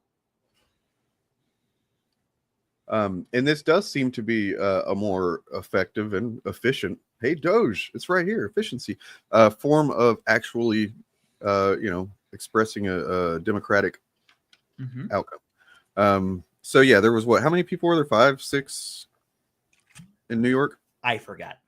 Yeah, it doesn't matter. There's really only like 3 that mattered. There was really 3 that matter.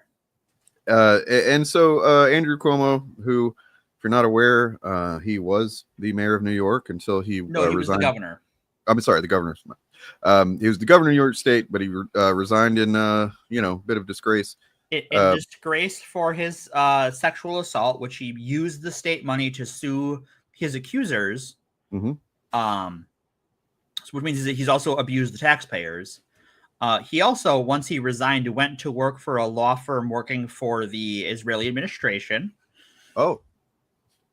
Very fun. Now I want to point out, like, a lot of people have been giving the Democrats shit lately, saying they're not going hard enough. They're not fucking working hard to beat the fucking fascists and stuff. And it's like, well, that's true. They haven't. That's true. But you got to see them go after fucking Zohran MamDADDY, man. They're hitting it hard. It's kind of crazy. Hey, what happened to vote blue no matter who? Right, exactly. That's what that is the question I have asked every person who is like, well, I don't know about this guy. He might be anti-Semitic, because they think he might be anti-Semitic. Like, there is like, I won't support him because of the things he said. And then you try and find the things he said, and they just don't exist. Yeah. Like, there is no quote where he is like, yes, I support Hamas, but they're all saying he does. It's a lie. And part of it is, I think that, like, friends of Jeffrey Epstein stay together. I don't know that Chris Cuomo was directly involved with him, but he was involved in the sexual harassment of people, including possibly minors. And Bill Clinton was supporting him, and Bill Clinton is also a enjoyer of sexually abusing young people. And he was the face of the party, so we have to do what he says for no goddamn good reason. Also, for all of the accusations of anti-Semitism, his one of the people running against him, who he had they were voting for each other, basically, is Jewish. Yeah, the highest ranked Jewish elected official in New York City. Right. Supported Zohran MamDADDY. Yeah. They co-endorsed each other. Right. And so you have the highest ranked Jewish official in New York City endorsing him.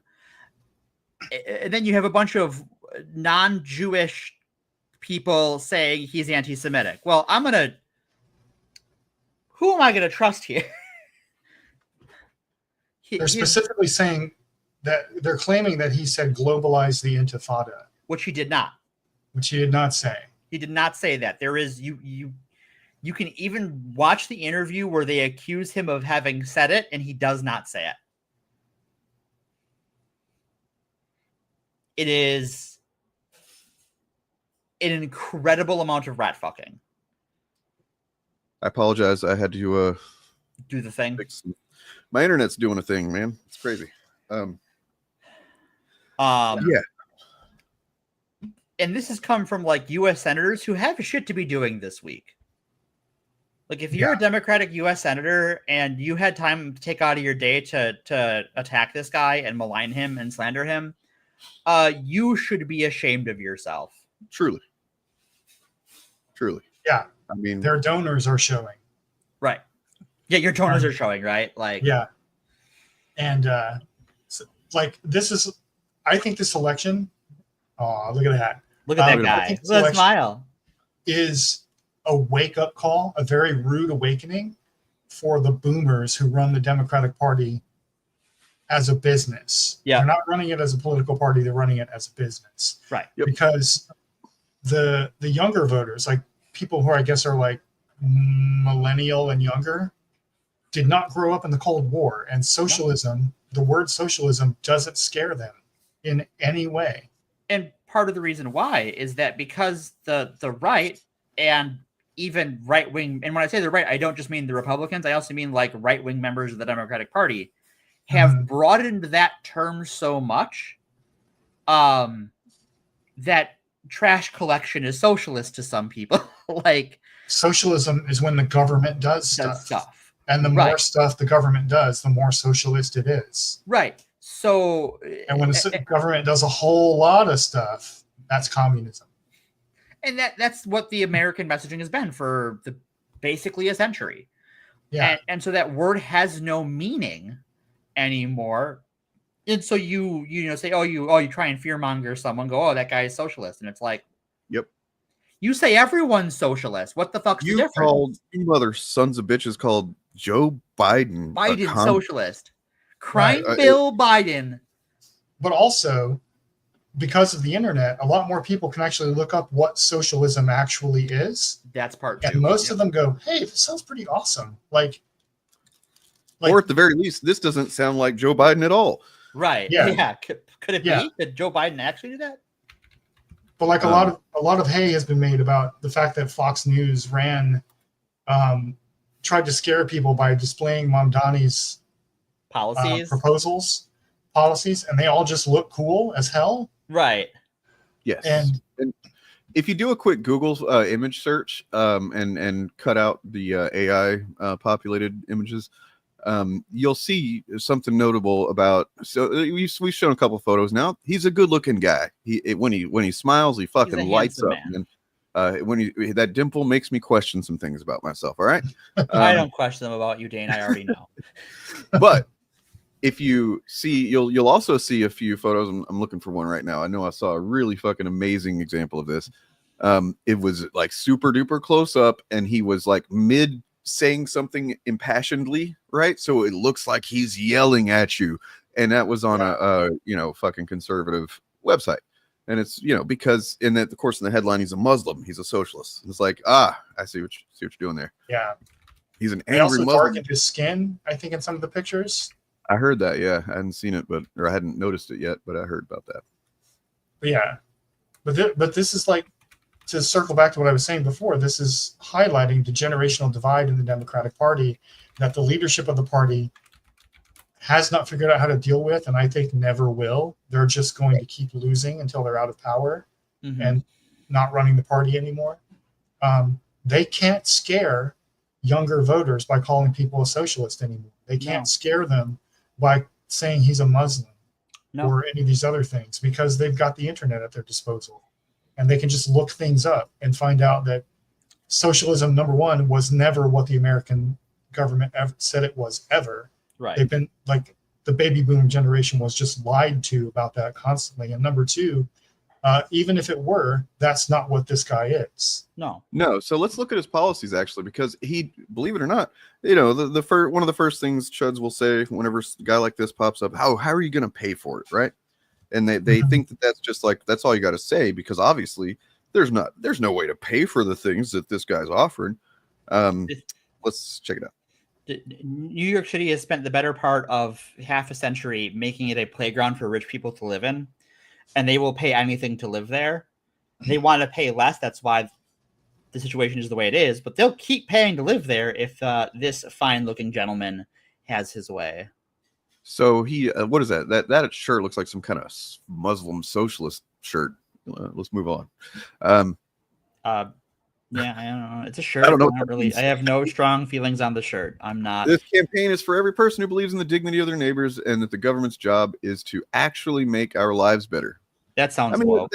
That really is kind of like the I guess the core fucking thing between, left and right in general is that they don't think, I don't know. They want governments to do things for them, but only them and only. Well, I think conservatives want governments to do things to hurt other people.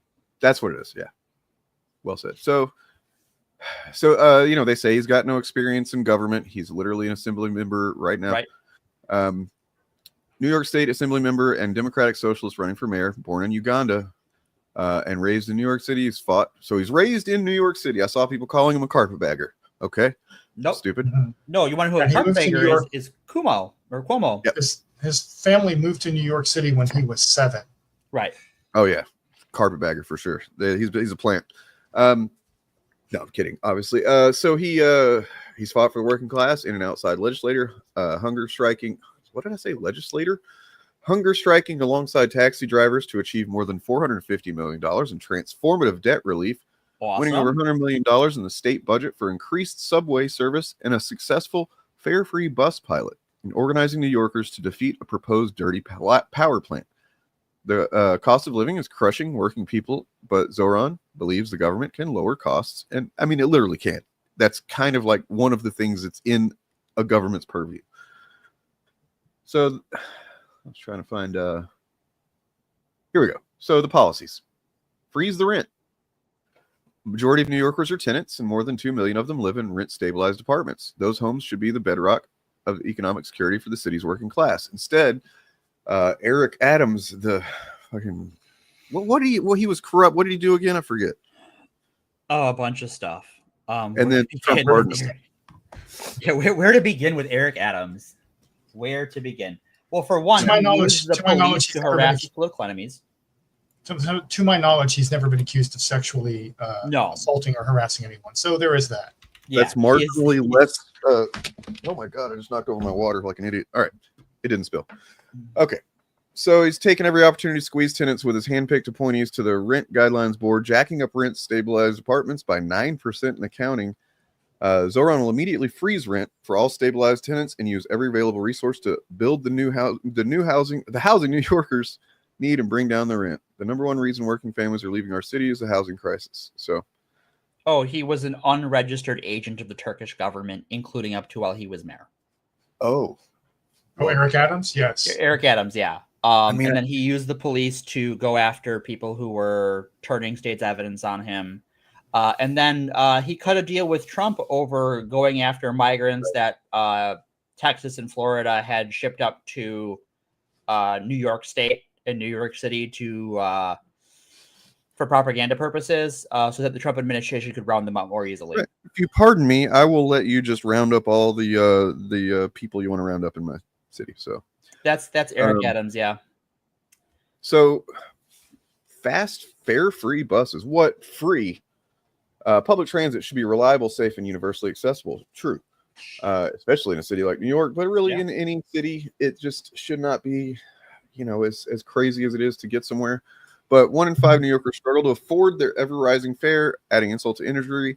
The city's buses are slowest in the nation, robbing working people of precious time, family, leisure, and rest. Zohran won New York's first fare-free bus pilot on 5 lanes across the city. As mayor, he'll permanently eliminate the fare on every city bus and make them faster by rapidly building priority lanes, expanding bus queue jump signals, and dedicated loading zones to keep double parkers out of the way. Fast and free buses will not only make buses reliable and accessible, but will improve safety for riders and operators, creating the world-class service New Yorkers deserve. Okay. I mean, that's not like he's just buying a bunch of new buses or something like that. Those are, No, he's improving the infrastructure. That, by the way, that's going to require a huge overhaul of the city's infrastructure. So that would be something he could not accomplish in one term. No. But it is worth doing, for sure. And that might be part of it. I don't know. They didn't specify. So, I mean, like here in Portland, it's all the one system. You know what I mean? So, like, whatever applies to this applies to this. So, I don't know if they do that there. But all New Yorkers deserve to be safe. So, this is community safety. This is a really good one. Adams' administration failed to deliver the sense of safety and security everyone should feel walking down the streets. Boy, howdy did it. So Zohran will create the Department of Community Safety to prevent violence before it happens by prioritizing solutions which have been consistently shown to improve safety. What this actually is, honestly, is what people generally were trying to say by, defund the police. Yeah. Yeah. Police have a critical role to play. Smart that they make sure to say that. But right now, we're relying on them to deal with the failures of our social safety net, which prevents them from doing their actual jobs. Also causes lots of people to die. Yeah. Through this new city agency and a whole of government approach, community safety will be prioritized like never before. Department will invest in citywide mental health programs and crisis response, including deploying dedicated outreach workers in 100 subway stations, providing medical services in vacant commercial units, and increasing transit ambassadors to assist New Yorkers on their journeys. Expand evidence-based gun violence prevention programs and increase funding to hate violence prevention programs by 800%. Oh, they really aren't gonna like that one. Because, racism isn't a thing anymore. So I'm sure it's not. Good money on that. Let's see what I'm going to be watching it. I think he's a lock for the mayor. He's going to be the next mayor of New York. Well, New Yorkers are not going to elect a Republican, but let's just assume he wins, whether we agree he's a shoo-in or not. What I want to be watching is how he sells this to the NYPD, because it's the biggest timing of that is interesting, because he was saying in that section, the police are being basically the police are being asked to do things that are not their job. Right. And it'll be interesting to see how many cops agree that roughing up homeless people is not their job. Because the vision of the community of public safety, or the Department of Community Safety idea across multiple cities in the U.S. is that we should have less money going to police forces, not because we don't want cops doing what cops are supposed to do, but because we don't want them doing things like wellness checks or intervening when an autistic person is having a crash out or something like that. And that's a job for mental health professionals and social workers and stuff. And we keep cutting the budgets of those departments and giving them to police. So his argument will be, this actually produces more crime. Having the cops do all of this produces more crime because they're not focused on dealing with actual crime. They're criminalizing things that are not actually a threat to anyone but the person having the problem. I would imagine with how it depends on the department. I don't know how New York police are paid. I know in some municipalities, if you're a uniformed officer, your pay is not great, and you are very much reliant on overtime to make ends meet. So if this was, if you could wrap we're not cutting your spending, because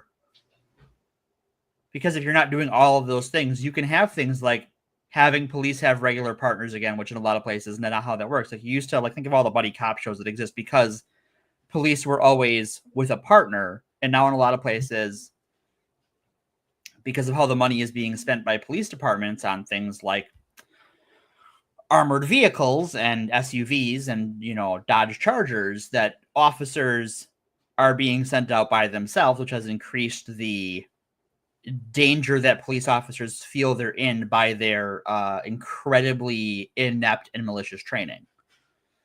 So I'd like to comment on the first few years of the Portland crisis response team, which is the same thing he's proposing here. So I think it started, the pilot year was 2020 or something like that, and then the first official citywide year was, I guess, the next year, whatever. So in 2022, the first report on this was that 89% of calls to PSR required no further help from police or fire. And these are calls that would have gone to police, such as most of them being some situation involving a homeless person, and then obviously mental health crises as well. Sometimes both.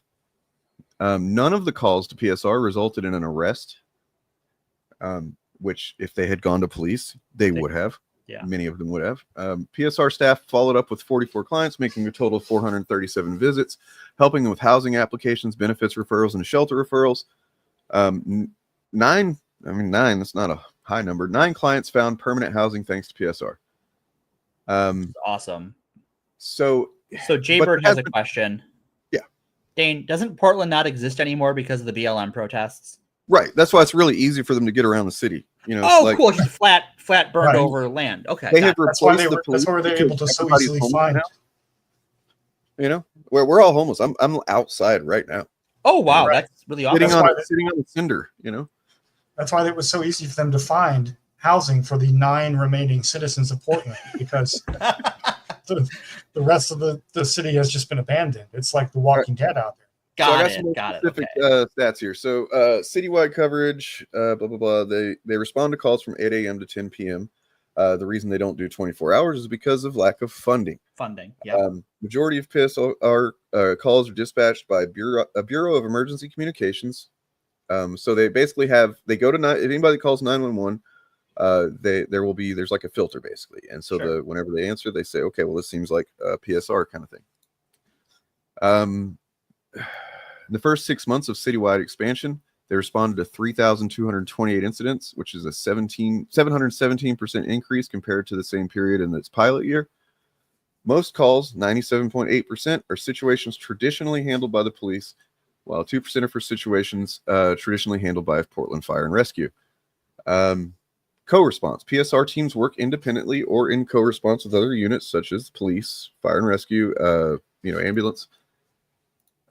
Let's see. Large portion are experiencing homelessness, 64.2%, or have suspected mental health needs. Let's see. So it worked out pretty well, is what you're getting at. Well, generally, I mean, where it fails, it's literally because of lack of funding. So they're trying to find the number I saw it a minute ago that the second or third year, only about 76% of the calls were actually responded to, apparently. And that's being fucking seized on by the opponents of this to say, look, it's a failure. And it's like, well, it's because they didn't have enough money. It's really all it takes is money. And but yeah, nobody got arrested. Nobody gets arrested. Nobody fucking dies. And if you look, you can Google this shit. Homeless people get shot by cops in Portland quite a bit. Yeah. Because there's a lot of homeless people. And then, and there's a fucking mental health aggravating factor there, as well as addiction and stuff.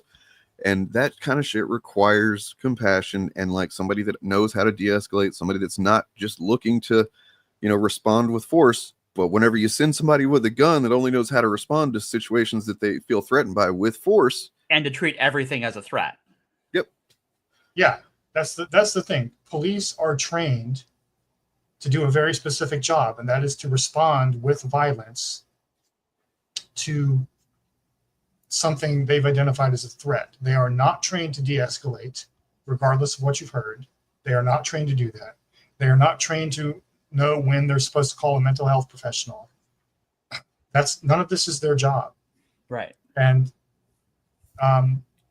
but the fact that this program, obviously there's room for improvement, but it worked out pretty well, highlights the fact that everything MamDADDY is proposing for New York has been done and worked somewhere else already. Yeah, by far, this is not the only city that has done this. There's, several of them. I believe that they pretty quickly after George Floyd instituted one in Minneapolis. Yeah. We can check on how that one is going if you want, or we can just, cover it in another episode down the road. It might be interesting to look into like the defund the police panic, especially as we come up, once we get closer to the midterms, or even this mayoral election, because I imagine that is going to be a talking point. We're going to see. So then we move on to no-cost childcare. What? That's socialism for sure. After rent, the biggest cost of New York's working families is childcare. It's literally driving them out of the city. New Yorkers with children under 6 are leaving at double the rate of all others. The burden falls heaviest on mothers who are giving up paying jobs to do unpaid child care. Zohran will implement free childcare for every New Yorker aged 6 weeks to 5 years, ensuring high-quality programming for all families. And he will bring up wages for childcare workers, a quarter of whom currently live in poverty, to be at parity with public school teachers. I mean, also bring up school teachers, but, one thing at a time, I guess. It will foster early childhood development, save parents money, like Head Start, early, preschool programs are one of the most understated privileges of wealthier people that poor people just can't do. Don't get, yeah. The amount of money that it costs, both in whether you put a child in childcare or you just don't work because you keep your kid at home, it's incredible. And then that kid does not get a fair, I'm talking about equity here, develop. That's a key stage in childhood development that they're, I'm sure many parents do the best they can at home, but they need to be in a more, class type environment and have structured learning. Yeah. That's why it's called Head Start. Something I think getting federal Head Start funds are getting cut in the budget bill. Yeah, of course. Because fuck them kids, except for the fetuses, though. Those are good. Because what about the children doesn't apply to the children's well-being. Yeah. It is just that they are forced to be born and I guess killed if they're gay. Bro, come on, man. There's nobody smokes. I mean, there is a hookah bar, but still, shut up. Damn, we get some violence. You two, do I separate smoke. You two? That's the smoke from the fires that were set during the BLM riots that continue to rage now 5 years later. 5 years, yeah. Oh, won't somebody please think of the children? It's been a while, so. It has. We got to think of the children. So this is a fun one. Not fun, but I mean, awesome. Actually. I just had a really, really awful thought because of the people we've been talking about this week and last week. Won't somebody think of the children mean something very different if you're someone like Matt Walsh or like RJ May? Yeah. Republican I would argue that they are thinking of the children way too much already. And too much. Yeah. Wrong context, guys. Not that way. Don't think of them like that. Think of them that way. No. All right. So city-owned grocery stores. What the fuck? That's crazy, right? So this exists in several states already, including like Utah to some extent. I'm doing the incredulous thing for other people. Not for myself. Right. Sorry, my bad.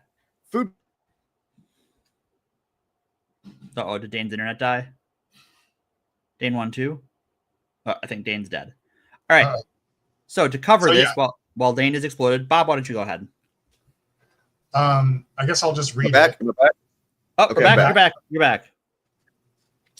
Only the very wealthiest aren't feeling squeezed at the register.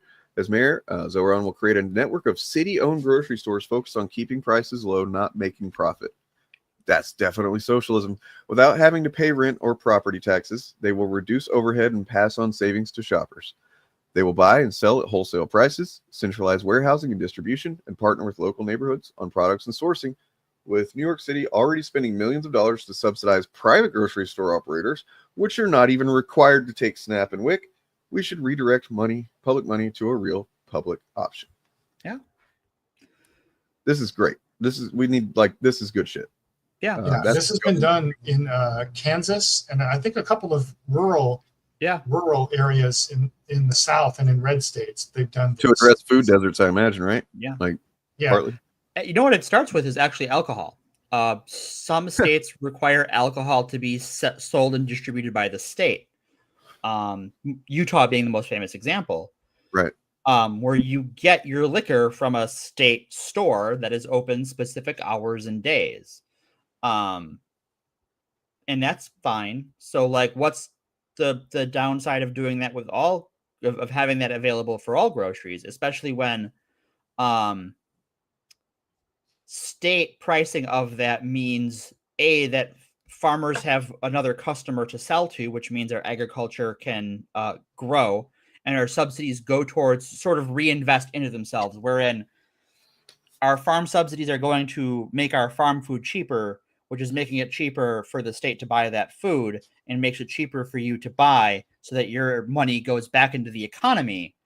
to help those farmers and to help Medicare, Medicaid, et cetera, et cetera. Counterpoint, though. Counterpoint. Okay. Executive doesn't make profit. Well, that's the neat part. There's no executive to make a profit. Like, that guy's not getting hurt. Somebody He has is, to you know, make he's profit, off doing his or own somebody thing. has to, or everything goes fucking haywire. You know? I mean, I guess like the Monsanto CEO is going to make his money. Yeah. True. Big and ag, Monsanto, you know. We should do an episode on Monsanto for the reasons they really are actually bad instead of the reasons that people like to panic about. There's the reasons that RFK Jr. says they're bad, and then there's all the other reasons that they're actually bad. And there's fucking doing like copywriting fucking seeds, and then like whenever the seeds get fucking blown into some other independent farmer's farm, they fucking sue them. Things like that. Like there's so much moral panic around things Monsanto does that are just normal. Right. And are good, and detracts from all the horrible things they actually do. The fact that the fact that people are like, people pay like sometimes twice as much for all organic non-GMO shit when it's like, god damn it. My favorite of the like organic or non-GMO things is like with certain vegetables and certain breads where they're like there's not a GMO version of that product. So all of it's non-GMO because there's or like literally contrary. There is sorry, go ahead. There is no such thing as a non-GMO food. That's the other thing. That has never been a thing. Right. All food is genetically modified. And when you break it down, just right? sped up the process. So bananas did not always look the way we all know bananas to look. They were bred to do that. The only difference is that one of them was done with a computer, and and like they literally know exactly what genes they're doing what with instead of just doing some guesswork and breeding two things together. We should look into that because I looked into it years and years ago. I remember being astonished, and I had a girlfriend at the time who was all about all natural GMO everything, and I started looking into it, and I was like, wait, hey, did you know this? And she got really, really mad at me. She did not want to hear it. Same. So, I had almost the exact same scenario a few years ago. Yeah. But she also she immigrated here with her mother from Belarus whenever she was like 5 years old, and we got another conversation where she was defending Putin, so that was cool.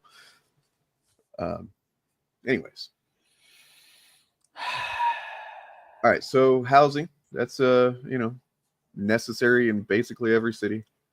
Housing necessary in every area ever. But the thing is like there's open buildings, there's open units and shit.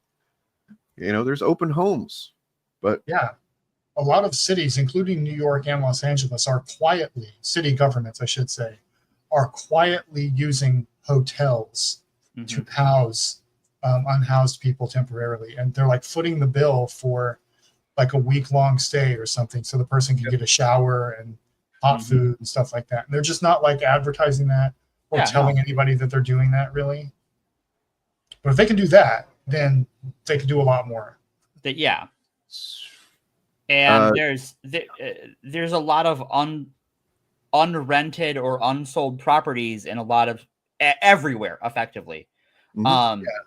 Because you have a few things going on there. You have Airbnb and companies like it, but mostly Airbnb, have bought up a lot of properties to use as Airbnbs.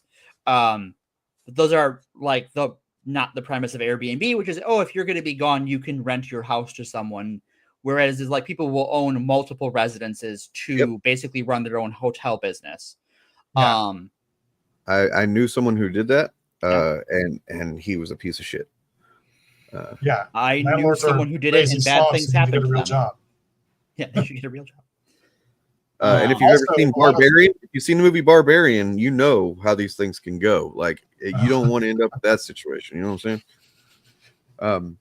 Also, a lot of hedge funds are buying up entire neighborhoods, like entire subdivisions and things of housing and entire buildings in cities, just as an investment and just sitting on them and and no one's actually living in them or paying rent for them. Well, and not to when mention they're the fact talking about. Sorry. Oh, go ahead. I was just gonna say that as it says here, these the zoning issues in New York and elsewhere, I'm confident they just carry on the legacy of racially discriminating housing policies from Jim Crow era. Yeah. So the other thing that, like, when we talk about taxing the rich, tax the billionaires, right? One of the things you could do to do that, and it wouldn't even hurt someone like your Jeff Bezos is in his Venice wedding, or your Elon Musk or whoever, is these empty residences. You tax the shit out of them. It's like, oh, if you're gonna hold on to an empty residence for more than 3 months, or it's not on the market if it's off the market for 3 months, or not occupied for 3 months, then here is your tax bill, and it will be a large, ugly number that will encourage you to get it occupied. That if your apartment complex is below a certain amount of occupancy, that is on you to make that affordable for people, because there is no reason you can't fill it. You are pricing people out. Yeah. I mean, that's not the issue with rent freezing. That's the issue with capitalism. That's really. Yeah. Right. The point here is that companies should not be in the business of housing. And number two, there is a surplus of housing already. There is. This is a red herring. Which brings us to, I'm sure if any communists in the audience, socialists even, you're going to love this next one. Uh-oh. No, it does say bad landlords, and not all landlords. I'm sorry about that. Those are the same thing. Reported a lack of adequate heat last winter. That's fucking crazy. 1 in 4 reported mice or rats in their homes. Jesus Christ. 500,000 live in poor quality housing. Every New Yorker deserves a safe and healthy place to call home. Everybody does. That's why Zohran will overhaul the mayor's office to protect tenants and coordinate code enforcement under one roof, making sure agencies work together to hold owners responsible for the conditions of their buildings. Tenants will be able to schedule and track inspections with a revamped 311. If a landlord refuses to make a repair, the city will do it and send them the bill. That's pretty fucking awesome. There you go. And in some extreme cases, when an owner demonstrates consistent neglect, the city will decisively step in and take control of their properties. Holy shit. Man. Yeah. That's great. It is pretty cool. Mm-hmm. Okay. Again, to address RXNV in the chat. Can I read it off? We do not have a housing supply problem in the United States. It's been documented multiple times that there are more unoccupied units than there are homeless people. And the reason is because those units are already owned by private companies who are using them as an investment. In general, we are post-scarcity in most respects. It's just the distribution that is the real issue. And when it comes to rent freezes in New York, this is already something New York has done successfully multiple times. For years. It is a power of the mayoralty of New York. They have frozen the rent multiple times under both Democratic and Republican administrations. Mm-hmm. They have this system in place for decades. That system works. What happened in Berlin, I don't know. Yeah. Every city is different. Not every rent freeze program works the same. But in the New York context, this has been done multiple times and worked out just fine. But also, to address what you're saying, as mayor, Zohran will put public dollars to work and triple the city's production of permanently affordable, union-built, rent-stabilized homes, constructing 200,000 new units over the next 10 years. Any 100% affordable development gets fast-tracked. No more pointless delays. Zohran will fully staff the city's housing agencies so they can actually get the work done. So there's that. Sweet. Ooh, that's a good one. Making me hot. Making me feel a little moist here. Taxes on corporations and the wealthiest New Yorkers. I want to find a clip here in a minute about this one because it's pretty funny that happened that night that he won. So it's planned to bring down the cost of living through city-owned grocery stores, universal childcare, and other bold proposals. And he knows exactly how to pay for it, too. Zohran's revenue plan will raise the corporate tax rate to match New Jersey's 11.5%, bringing in $5 billion. They will tax the wealthiest 1%, Those earning above $1 million annually, a flat 2% tax. Right now, city income tax rates are essentially the same whether you make 50,000 or 50 million. Yep. That's so stupid. So to cut off anyone who is going to be like, well, they're just going to leave then. No, they're not. One, leaving is a hassle. If you've ever had to move, even if you've wanted to move, you don't want to do the moving. It sucks. There's no version of moving that doesn't fucking suck. Two, rich people have spent the better part of half a century making New York a playground for the rich and a status symbol for the rich. There's a reason Donald Trump has his fucking, that whole family was there for decades. It's a status symbol. And the rich people who are this rich, money is just a number they want to see go up, but they're not going to move to fucking rural Indiana to protect their money because there's no status that goes along with that. There's no one to lord it over. There's no one to celebrate alongside of their socioeconomic class.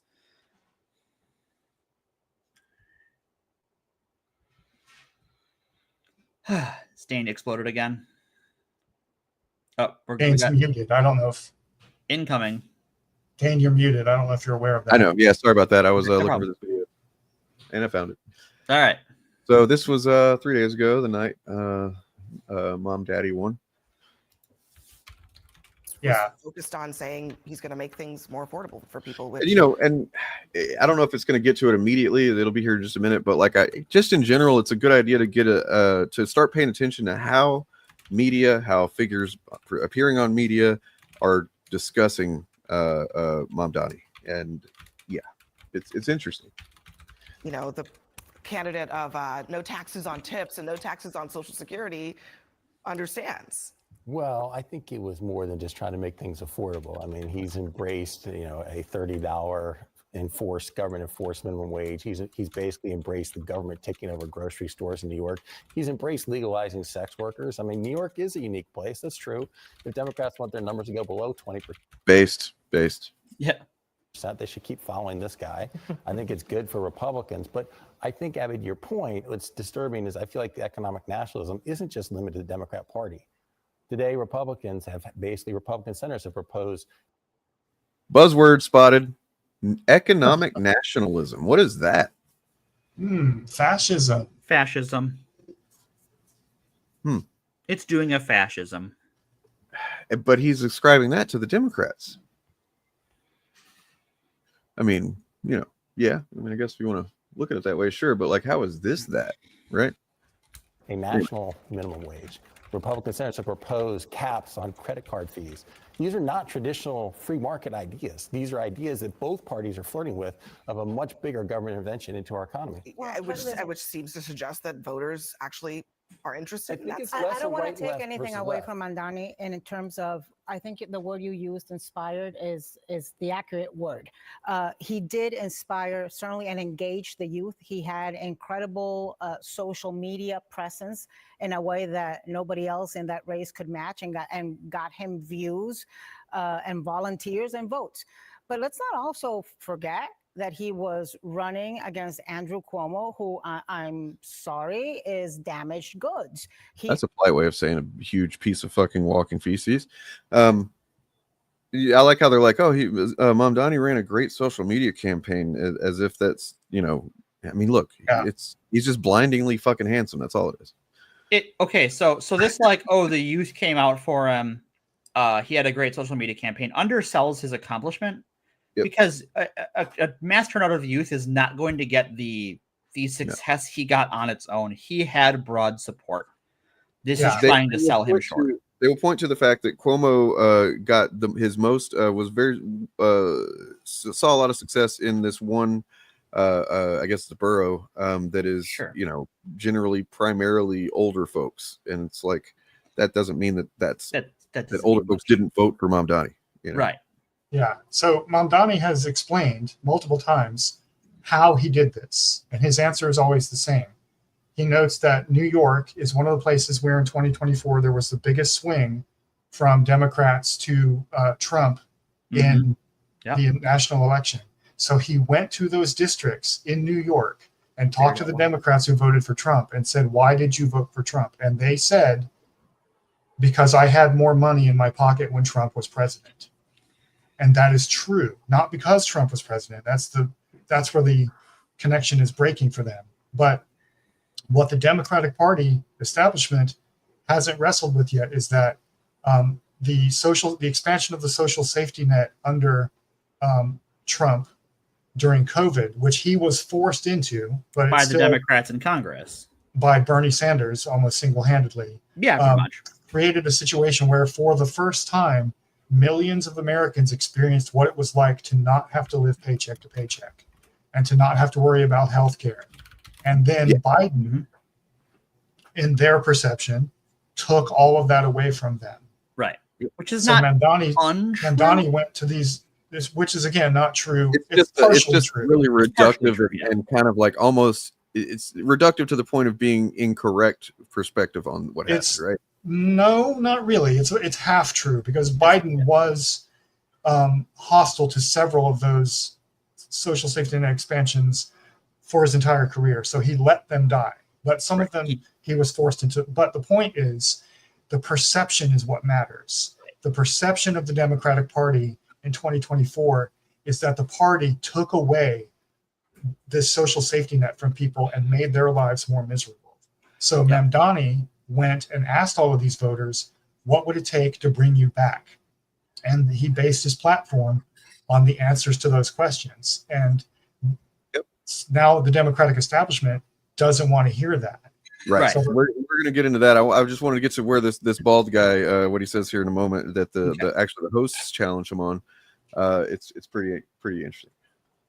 He's saddled with incredible political baggage. This is a man who has 13 accusations of sexual harassment against him and like a scandal 9,000 involving the nursing homes, which got a lot of play in New York State, including New York City. I have a lot of friends who told me they could not bring themselves to vote for Cuomo because of those allegations, women friends in particular. So is it a wake-up call for the Democratic Party? Absolutely. And I think Governor Hochul and I think Chuck Schumer need to be paying close attention what's going to happen in their primaries. I think anybody thinking of running for president in the Democratic Party needs to learn about how to engage the young people, how to inspire a base.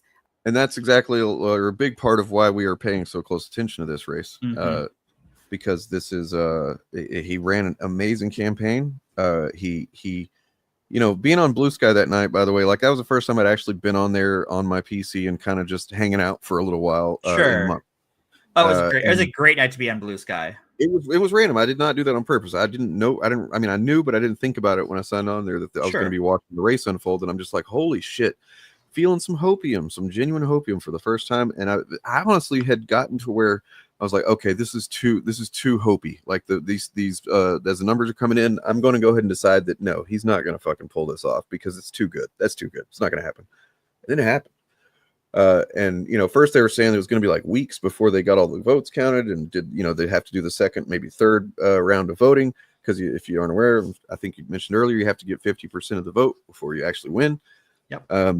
And he just did it, man. Against Grapist. But yeah. But notice how she's still framing it here as his success was mostly because he's young and handsome, ran a great social media campaign, was running against candidates people hated, blah, blah, blah. All of that's true. Right. But that's not why he won. Right. That's why the Democrats want to believe that he won. Right. But it's not. Yeah, even whenever they're right, they're still kind of like not completely being forthright in a way. Yeah, they're drinking copium. But also, maybe, just maybe, running somebody with the kind of baggage, an albatross around his neck, that would be negative. It'll get. Also, that woman we just saw speaking is a Republican, by the way. Is she really? Yeah. Okay, interesting. Yeah. I can never tell on CNN these days. The fresh kid on the block, but very quickly this is going to get. I mean, it's already gotten pretty negative. It'll get even more negative. I mean, there's an old post from his on Twitter in 2020 where he says, what we need is to defund the NYPD, no to fake cuts, defund police. That's just one thing. And he talked about some of the other policies around government subsidized grocery stores, which I don't think is like every grocery store, just certain ones. That the No, it's government not every grocery subsidizes store. for Jesus people Christ. in need, but nonetheless, I just think this that is there going to are be an issue. very few people in New York or around the country. I think he would face significant, just like fucking court challenges if he just was trying to make all grocery stores, right, like nonprofit or whatever. His proposal is 5 pilot stores, one in each borough, just to see how it works out. And he has said, if it doesn't work out, we won't do it, and we'll find something else to do. Right. Which is a good way to do it, right? Figure it out.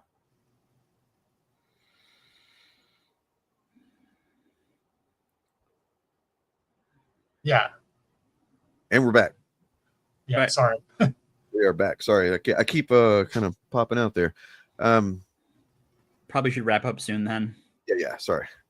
Country who don't think groceries are too expensive, that childcare is too expensive, that rent is too high, or that transportation is too cumbersome, right? And so I think people resonated with that, and on top of that, a positive vision, and he was a charismatic candidate. And of course, the Cuomo thing is a consideration. The thing that I think is important to note, though, as someone who was chief of staff to a mayor for 4 years, the most stressful part of the year is budget season. Because in order to do those kind of things that you want to do to deliver the government services, you need revenue. And in New York, 50% of the revenue comes from business-related taxes, right? So you have to be thoughtful about how you engage the business community and not completely alienate them, or else you're going to lose that valuable revenue for the services that you want to deliver.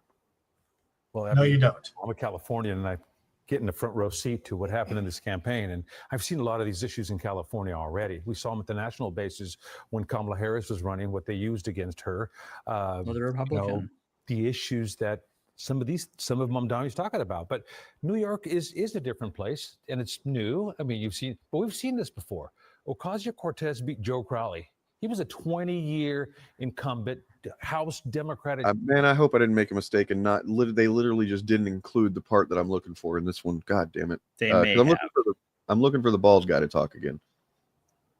I saw it towards the... I mean, the white bald guy, my bad. The white bald guy? Okay. Yeah, god damn it. All right. They pulled it. Just tell us what he said. Yeah. So, okay. He essentially, was saying that well, what about, because they kind of started getting to it right there. That's why it's frustrating they didn't include it at the end of there. That, business owners are going to get a 2% increase on their taxes. I'm talking about the millionaires, and they're going to flee the city. They're going to just start fleeing the city. And then who's going to pay for it?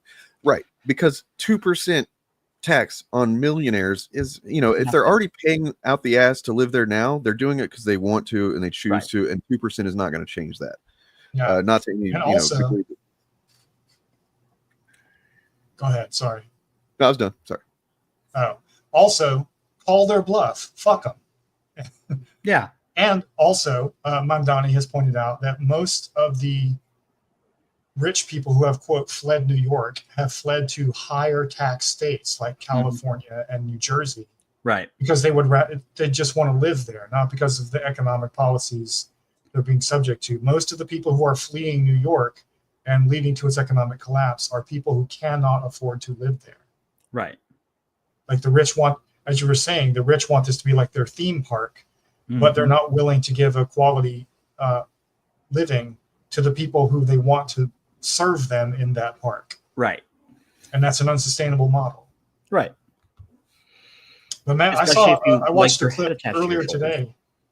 I watched a clip earlier today, just before the Fapcast, of MamDADDY being interviewed on, I think, another CNN show. It may have been Face the Nation. It was Face the Nation. And he actually said, I don't think billionaires should exist. Yeah. Based. Yeah. Good shit. And the host was like, blah, blah, blah, blah, blah. So. Well, I mean, he's right. They shouldn't. Like, what right. the fuck is the point? What they are literally far more of a drain on society than welfare, taking care of people is. Like, actual people that work. We don't even, and we're increasingly cutting funding for those people because Trump. So yeah, fuck the billionaires, man. I do want to look at real quick before we go, just some of the responses from other folks. In fact, let's look at the response from some ostensibly centrist libs. Hashtag vote blue no matter who, assholes. aka right wingers. Yeah. So this because one's fun. MamDADDY is the centrist lib in the race. Matthew Iglesias, and then you'll see another familiar name here below it. He said, "I've seen enough." MamDADDY was up 9.1% in the early vote, and then Brianna Wu says, "Oh God." I'm not happy until Brianna Wu is not happy, which means I am ecstatic. If you don't know, watch Dead Domain's video on Brianna Wu. If you didn't know, piece of and shit, if you did know, also watch Dead Domain's video on Brianna Wu. Here's Amanda not Iglesias is such a piece of shit too. Yeah. In a way, he's more frustrating than, well, maybe not this, but this is just wow. This is just racism. Yep. Yeah. So this what do is these two things have to do with each other? You know, for one, like they were terrorists more than they were Muslims, right? Like it's crazy to think that people still believe in the Muslim terror. Oh, Muslim. There are so many fucking Muslims on the planet that, like, if there was a correlation with, like, if you're Muslim, you're probably a terrorist. We just have, like, we'd be walking down the street and suicide bombers would be going off. You know what's interesting? We had a religious terrorist attack like a week ago. Yeah. And these guys are implicitly implying that this guy is a terrorist, but has he killed any politicians lately? Killed any dogs lately? I mean, if he has, then I'm sure he killed the right ones. No, has he impersonated law enforcement to commit those acts of political violence? I'm not familiar with this person, but I saw that apparently she has a show, and her first guest was Charlie Kirk. So, well, you got what you paid for. And this isn't just racism by Charlie Kirk here. It's more fundamentally, it's Christian nationalism. It is Christian nationalism. The implicit argument, the unspoken argument behind every single thing that he says is that Christianity is the superior religion.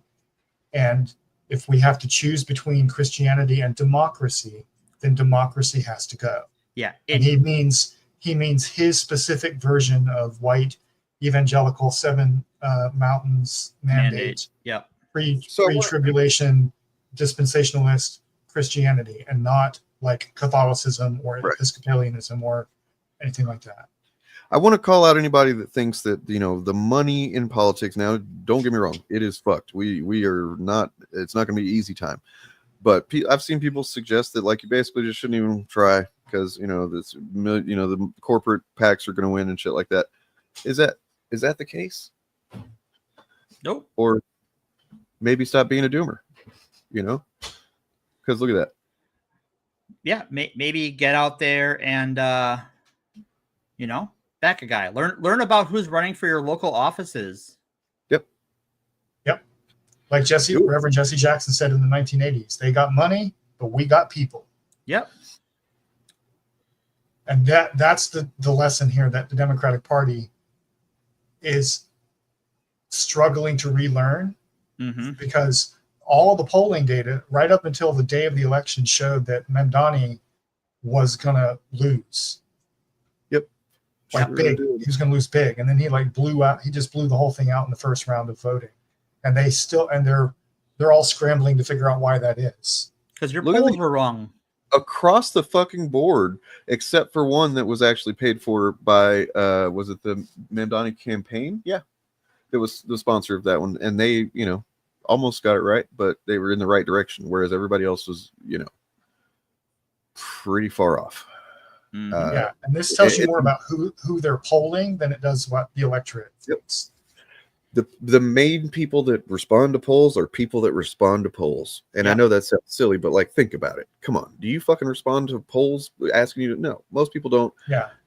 It generally, you know, yeah, it's from 2016, polling has become, like, just almost completely useless. And in a way it kind of is, because I think it might contribute to people becoming apathetic. And I'm sure that was some percentage of people not going out and voting in November. Yeah, it is a business, right? The Democratic Party is a business, and one of the ways it runs its business is through polling. They pay contractors to run polls it's just like a gambling pool, and they rely on the same customers they've always relied on, which tend to be old white people with landlines or people who have just been responding to their polls for years because that's what they like to do. And all the pollsters are struggling to find a way to get accurate data from people who only have smartphones and get all of their information from like TikTok and YouTube and stuff and don't rely on traditional media. They haven't figured out how to crack that nut yet. So like all the Matt Iglesias of the world are going to be perennially confused by these outcomes. This is unrelated. It's just awesome. It's just awesome. Just another example of a young candidate who's bringing the right fucking energy. I have some issues with Kat's campaign, and mostly just that I don't think she's running in the district she lives in, which is a personal pet peeve of mine. I mean, otherwise, she she's saying the right things and doing the right thing. She moved there with her partner, like in 2023 or something like that. So, you know, I mean, it seems like it wasn't like she moved there to do this. She moved there for his work, and she, I guess, decided, well, I'm going to run here. But yeah, she's not from there. So, yeah. So what happened was when she entered the race, she was not yet living in the district because they had not moved yet, but they had secured housing there. And that was the part of town they wanted to live in. But they had to move so suddenly that they settled for something elsewhere. Got it. Okay. I mean, it's not like ideal, I guess, but at the same time, we are a fucking just it's I don't know. Yeah, it is my personal nettlement, not my permanent beef with her, and I do think she's a great candidate and worth voting for. Yeah, and she's been popping up a lot on like MSNBC and CNN, and I did not know this until recently, but her partner, I don't know if they're married or not, but her partner, he's the Onion guy. He's the CEO of the Onion. Yep. And so that's a power couple right there. But I love, they put her on these shows, and she does what MamDADDY does. She openly talks shit about the right. She, like the video she put out in response to that tweet where somebody was like, "Oh, look at her flipping off one of her potential constituents." And I do it again. She put out a video and said, "Yep, I would do it again. I'm not going to apologize because you're a piece of shit." And if you donate enough money to my campaign, I will put it on a T-shirt. The amount of fucking pearl clutching from people who literally openly, repeatedly say they want specific types of people to just die. She used a middle finger. The people, the hypocrisy from people who are, the left is so sensitive, and they're too, comedy's dead and all this stuff. Like, it's a finger, guys. It's a finger. So, here's just a little thing that I downloaded. I thought was kind of interesting. In general, eggs are not cheaper, unfortunately. We're still waiting on that, Trump. Still waiting. I'll keep holding my breath. He's been busy with, doing a lot of fascism. So yeah, he's had a lot of democracy to overthrow, and that's time-consuming work. I get it.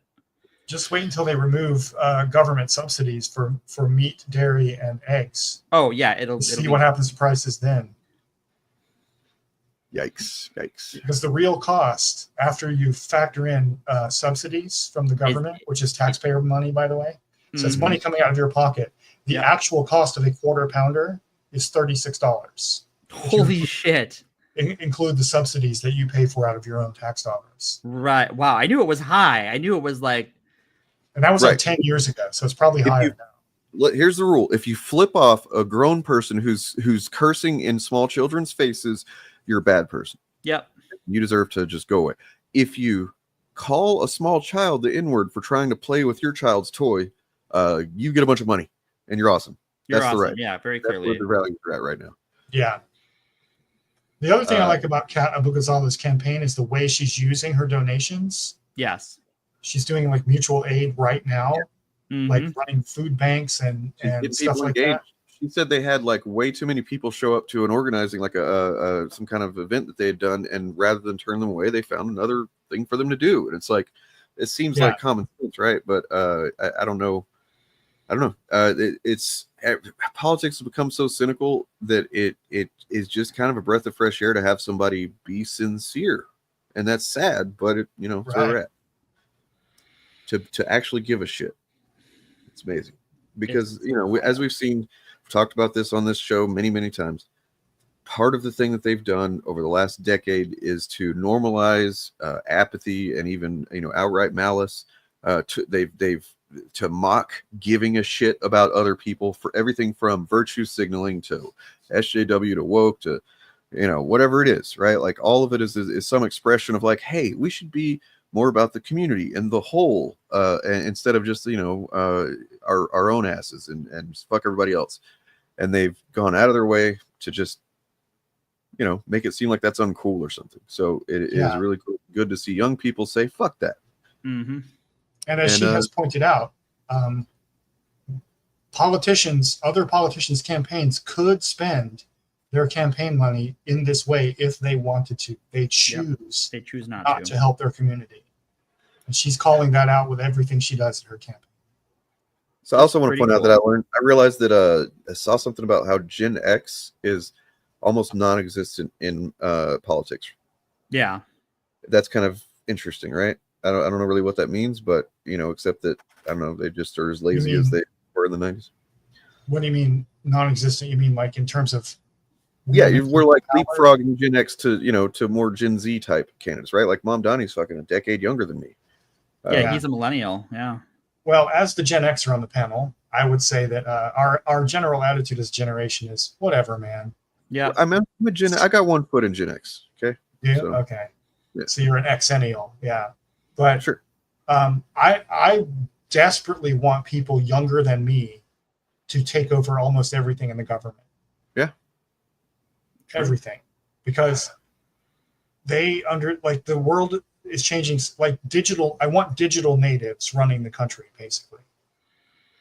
Because all these old boomers don't understand like AI or the internet or media. Perfect example on all. screen right now.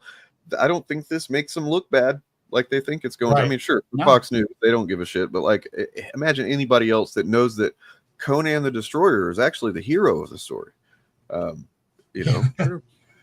Right. If this is not turned into a hashtag by his own campaign, then Zohran does not actually understand social media as well as they think he does. I mean, I advocate for him to wear a loincloth and swing a big sword around. Oh. What? What? Huh? What? Huh? Huh? Good morning. Where are we? Where am I? Did you say that out loud? Did you say that out loud? I'm not sure you meant to say that out loud. Sorry. Not sorry. All right. I'm tired. It's been a wild one for me. If you watched the show last night live, then you know what that's about. If you didn't, sorry, I immediately made that one members only because it was kind of a messy show and it didn't really go the way that I intended. But thankfully, Movies with Mark's video on Chris Gore acted as in my stead as great content. There we go. And you should subscribe to him as well as everyone else, including this guy, Bob of the Old Ways, in the description below. Mm-hmm. And then speaking of Bob's, other Bob's going to be back on the Shillcast this week, and we're going to be talking about Ironheart. We're going to be talking about how Chuds have just delivered to us on a platter their open hypocrisy and bigotry, both on display in a way that honestly I can't remember if there's been such a blatant degree of both at the same time, and just they're so generous with it right now. So for example, they've been saying that she, first of all, lying. They're saying that in Ironheart, the show, she kills someone. She's just a stereotype of black people because she's a murderer. She's a thief. She lives in the hood. None of those are true. No, none of that's true. Yeah. She does join a crew that's doing some, Robin Hood type. It's like a high tech crew, right? It's yeah. Her arc, and they're like, she's not a hero. That's not what a hero does. Oh, right. Heroes, as in her inspiration, they fucking murder countless people with the weapons that they manufactured before they decide later in life, by the way, to do. Oh, maybe it's a bad thing. Yeah, Tony Stark was a fucking war criminal. Ant-Man actually was served time in prison before becoming a hero. What? And then also, at the same time, they will say that, first of all, she doesn't live in the hood. She lives in a pretty nice neighborhood in suburban Chicago. But then also because she has a friend that was killed in a drive-by or whatever, that they're like, oh, they're just doing all the stereotypes and they call us racist. I saw Az say that. I'm like, you motherfucker. You are racist. They will at this in one moment they'll say, look at Chicago, look at the black on black crime, which is a disingenuous and racist framing of what's going on with violence in that city. But then they'll also at the same time call it a stereotype, and then whenever anything remotely resembling something that actually exists is depicted, that's a stereotype. They're the racists. It's unreal the levels that they're fucking grifting on right now. So we're gonna talk about that for Wednesday. Has everyone here watched Ironheart? I watched the first few episodes. Yeah, I enjoyed it a lot. I liked it. It was pretty good. I think the positive to very positive stuff. So yeah, I would say I'm in that like positive, like not quite very positive, but I'm positive on it. Yeah, the first episode was a little weak for me, but I think it gets better from there. Yeah, if you watch Anthony Gramulio's video on Riri Williams and her writing in the comics, the TV show is a better version of the character. Yeah. It took quite some time for her to be a character worth a shit in the comics. I'll be honest. Like, she was not very compelling. It did seem a little bit just like, kind of racially cynical in a way at first, so like that to a degree gave some chuds, I'm sure, some sense of legitimacy with their complaints before they just took them full on. They ran with the ball all the way into racism town. But no, since then, many people have written the character, and just like so many fucking characters, Moon Knight, for example, is one that always comes to mind when they say, "Oh, nobody likes this character. Just why do they keep putting books out? Why did they do that for Moon Knight? He was not popular. It took Moon Knight is not a popular character for Moon Knight to like, and now he's pretty cool. He's the Marvel Batman. Some people say it's not really accurate, but that's okay. No, it's didn't Moon Knight start out as a villain in the Werewolf by Night comic? An antagonist for sure. Antagonist, yeah. An anti-heroic figure, one might say. Don't avoid Birdman. He's great. He literally made me self-own myself in my video recently. Because I, for some reason, was under the impression that he had just completely avoided talking about the political angle of these grifters. And then as I'm looking for a clip to put in the video that, from the time we had him on the Shillcast last year. Right. I literally encounter him going on about, it starts off by saying this actually ties into the political angle. And I'm like, God damn it, Dan, you fucking idiot. So I did the own myself thing in the upload. I didn't have to do that, but I felt it. I wanted to share it. Hey, you gotta own your own. You gotta own your own foul balls. So good on you. But I understand the sentiment. If you haven't watched the show yet, and you want to avoid spoilers, you shouldn't watch Birdman's video. But if you have watched the show or you don't care about spoilers, then I can tell you this. If you want to watch something about chuds and you don't want spoilers, I know for a fact that Eric Debunk's video on how Critical Drinker didn't watch the show does not spoil anything. Yeah.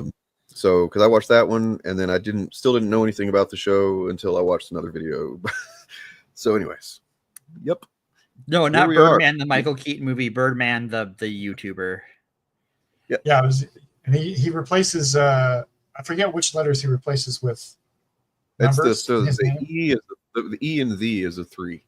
Is that what it is? Yeah, and it's all one word. Yeah. The Birdman with a 3 instead of the letter E. He's awesome. If you have not checked out his content, he's great. Hey, I'll play a quick clip here before we get out of here, or we can get out of here at the same time, whatever you guys want to do. Fabcast. Good times. It was a good time. Good times, y'all. So I just want to announce, I'm strongly considering starting to do live streaming of my own, possibly on Monday nights. It's a medium-term plan. It's not going to be anything immediate, but that's a window of time where I have the time to do it, and apparently no one else in the initiative does it. So I might pick it up on Monday nights. There you go. Cool. I might even swing by sometimes, depending on the where and the when. So perhaps we can even using Streamlabs OBS then. If you want to send it over to my channel for a stream or two, and just kind of to get people aware of it going on, and I'm happy to facilitate that as well. Awesome. Cool, thank you. That's what the initiative's supposed to do, that kind of thing. Wow, that sounds very socialist. That is pretty. Yeah. Which Bob is Orton rad.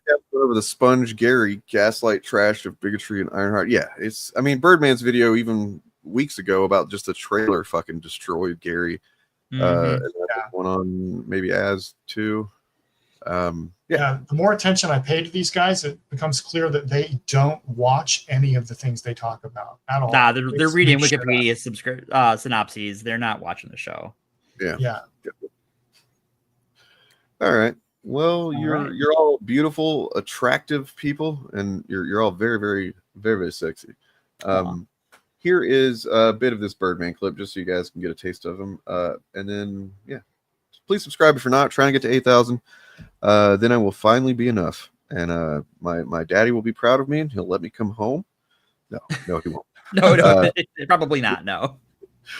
No, he's one of those people that's like, oh, you're socialist, huh? It's Muslim. That's my dad. That's the kind of one of these types. Trump is a E. coli feces addict. I'm not joking.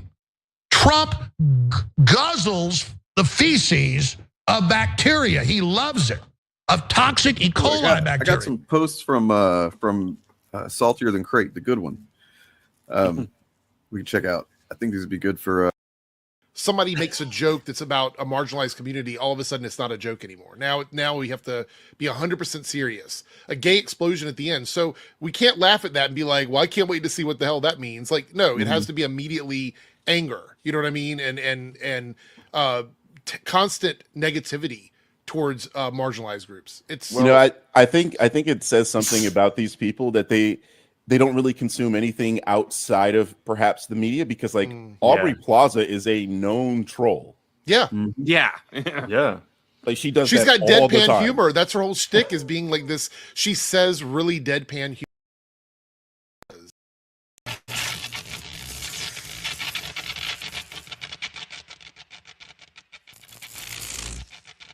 They say bad writing, and you're like, okay, what elements of it did you not like? And then they never have an answer. It's like, you can't just say bad writing. You have to expand on that. That's not a critique by itself. That's all these thought terminating terms and phrases like they sacrificing story for wokeness or for agenda or whatever. It's like, what the fuck does that mean, man? How are you weighing this stuff? It's like you like, are there no stories to be told about gay or black or whatever kind of, like, are there no stories to be told about all those people? stories have to represent like old white men. That's literally the only story. Old white straight men. That's it. They would rather cast the most old decrepit white man in a role before giving anybody else a spot. They're like, very pleased to be with you on this holy day of Bill. May Bill Gaines shine his heavenly light upon you and impregnate you with many happy days and joy fetuses. Go with comfort that you have satisfied the commands of the one true Bill, those being this: read comic books, fuck the dumb shit, be yourself, love each other, also, read more comics. Amen. All right, you are a self-described democratic socialist. Do you think that billionaires have a right to exist? I don't think that we should have billionaires because, frankly, it is so much money in a moment of such inequality. And ultimately, what we need more of is equality across our city and across our state and across our country. And I look forward to work with everyone, including billionaires, to make a city that is fairer for all of them.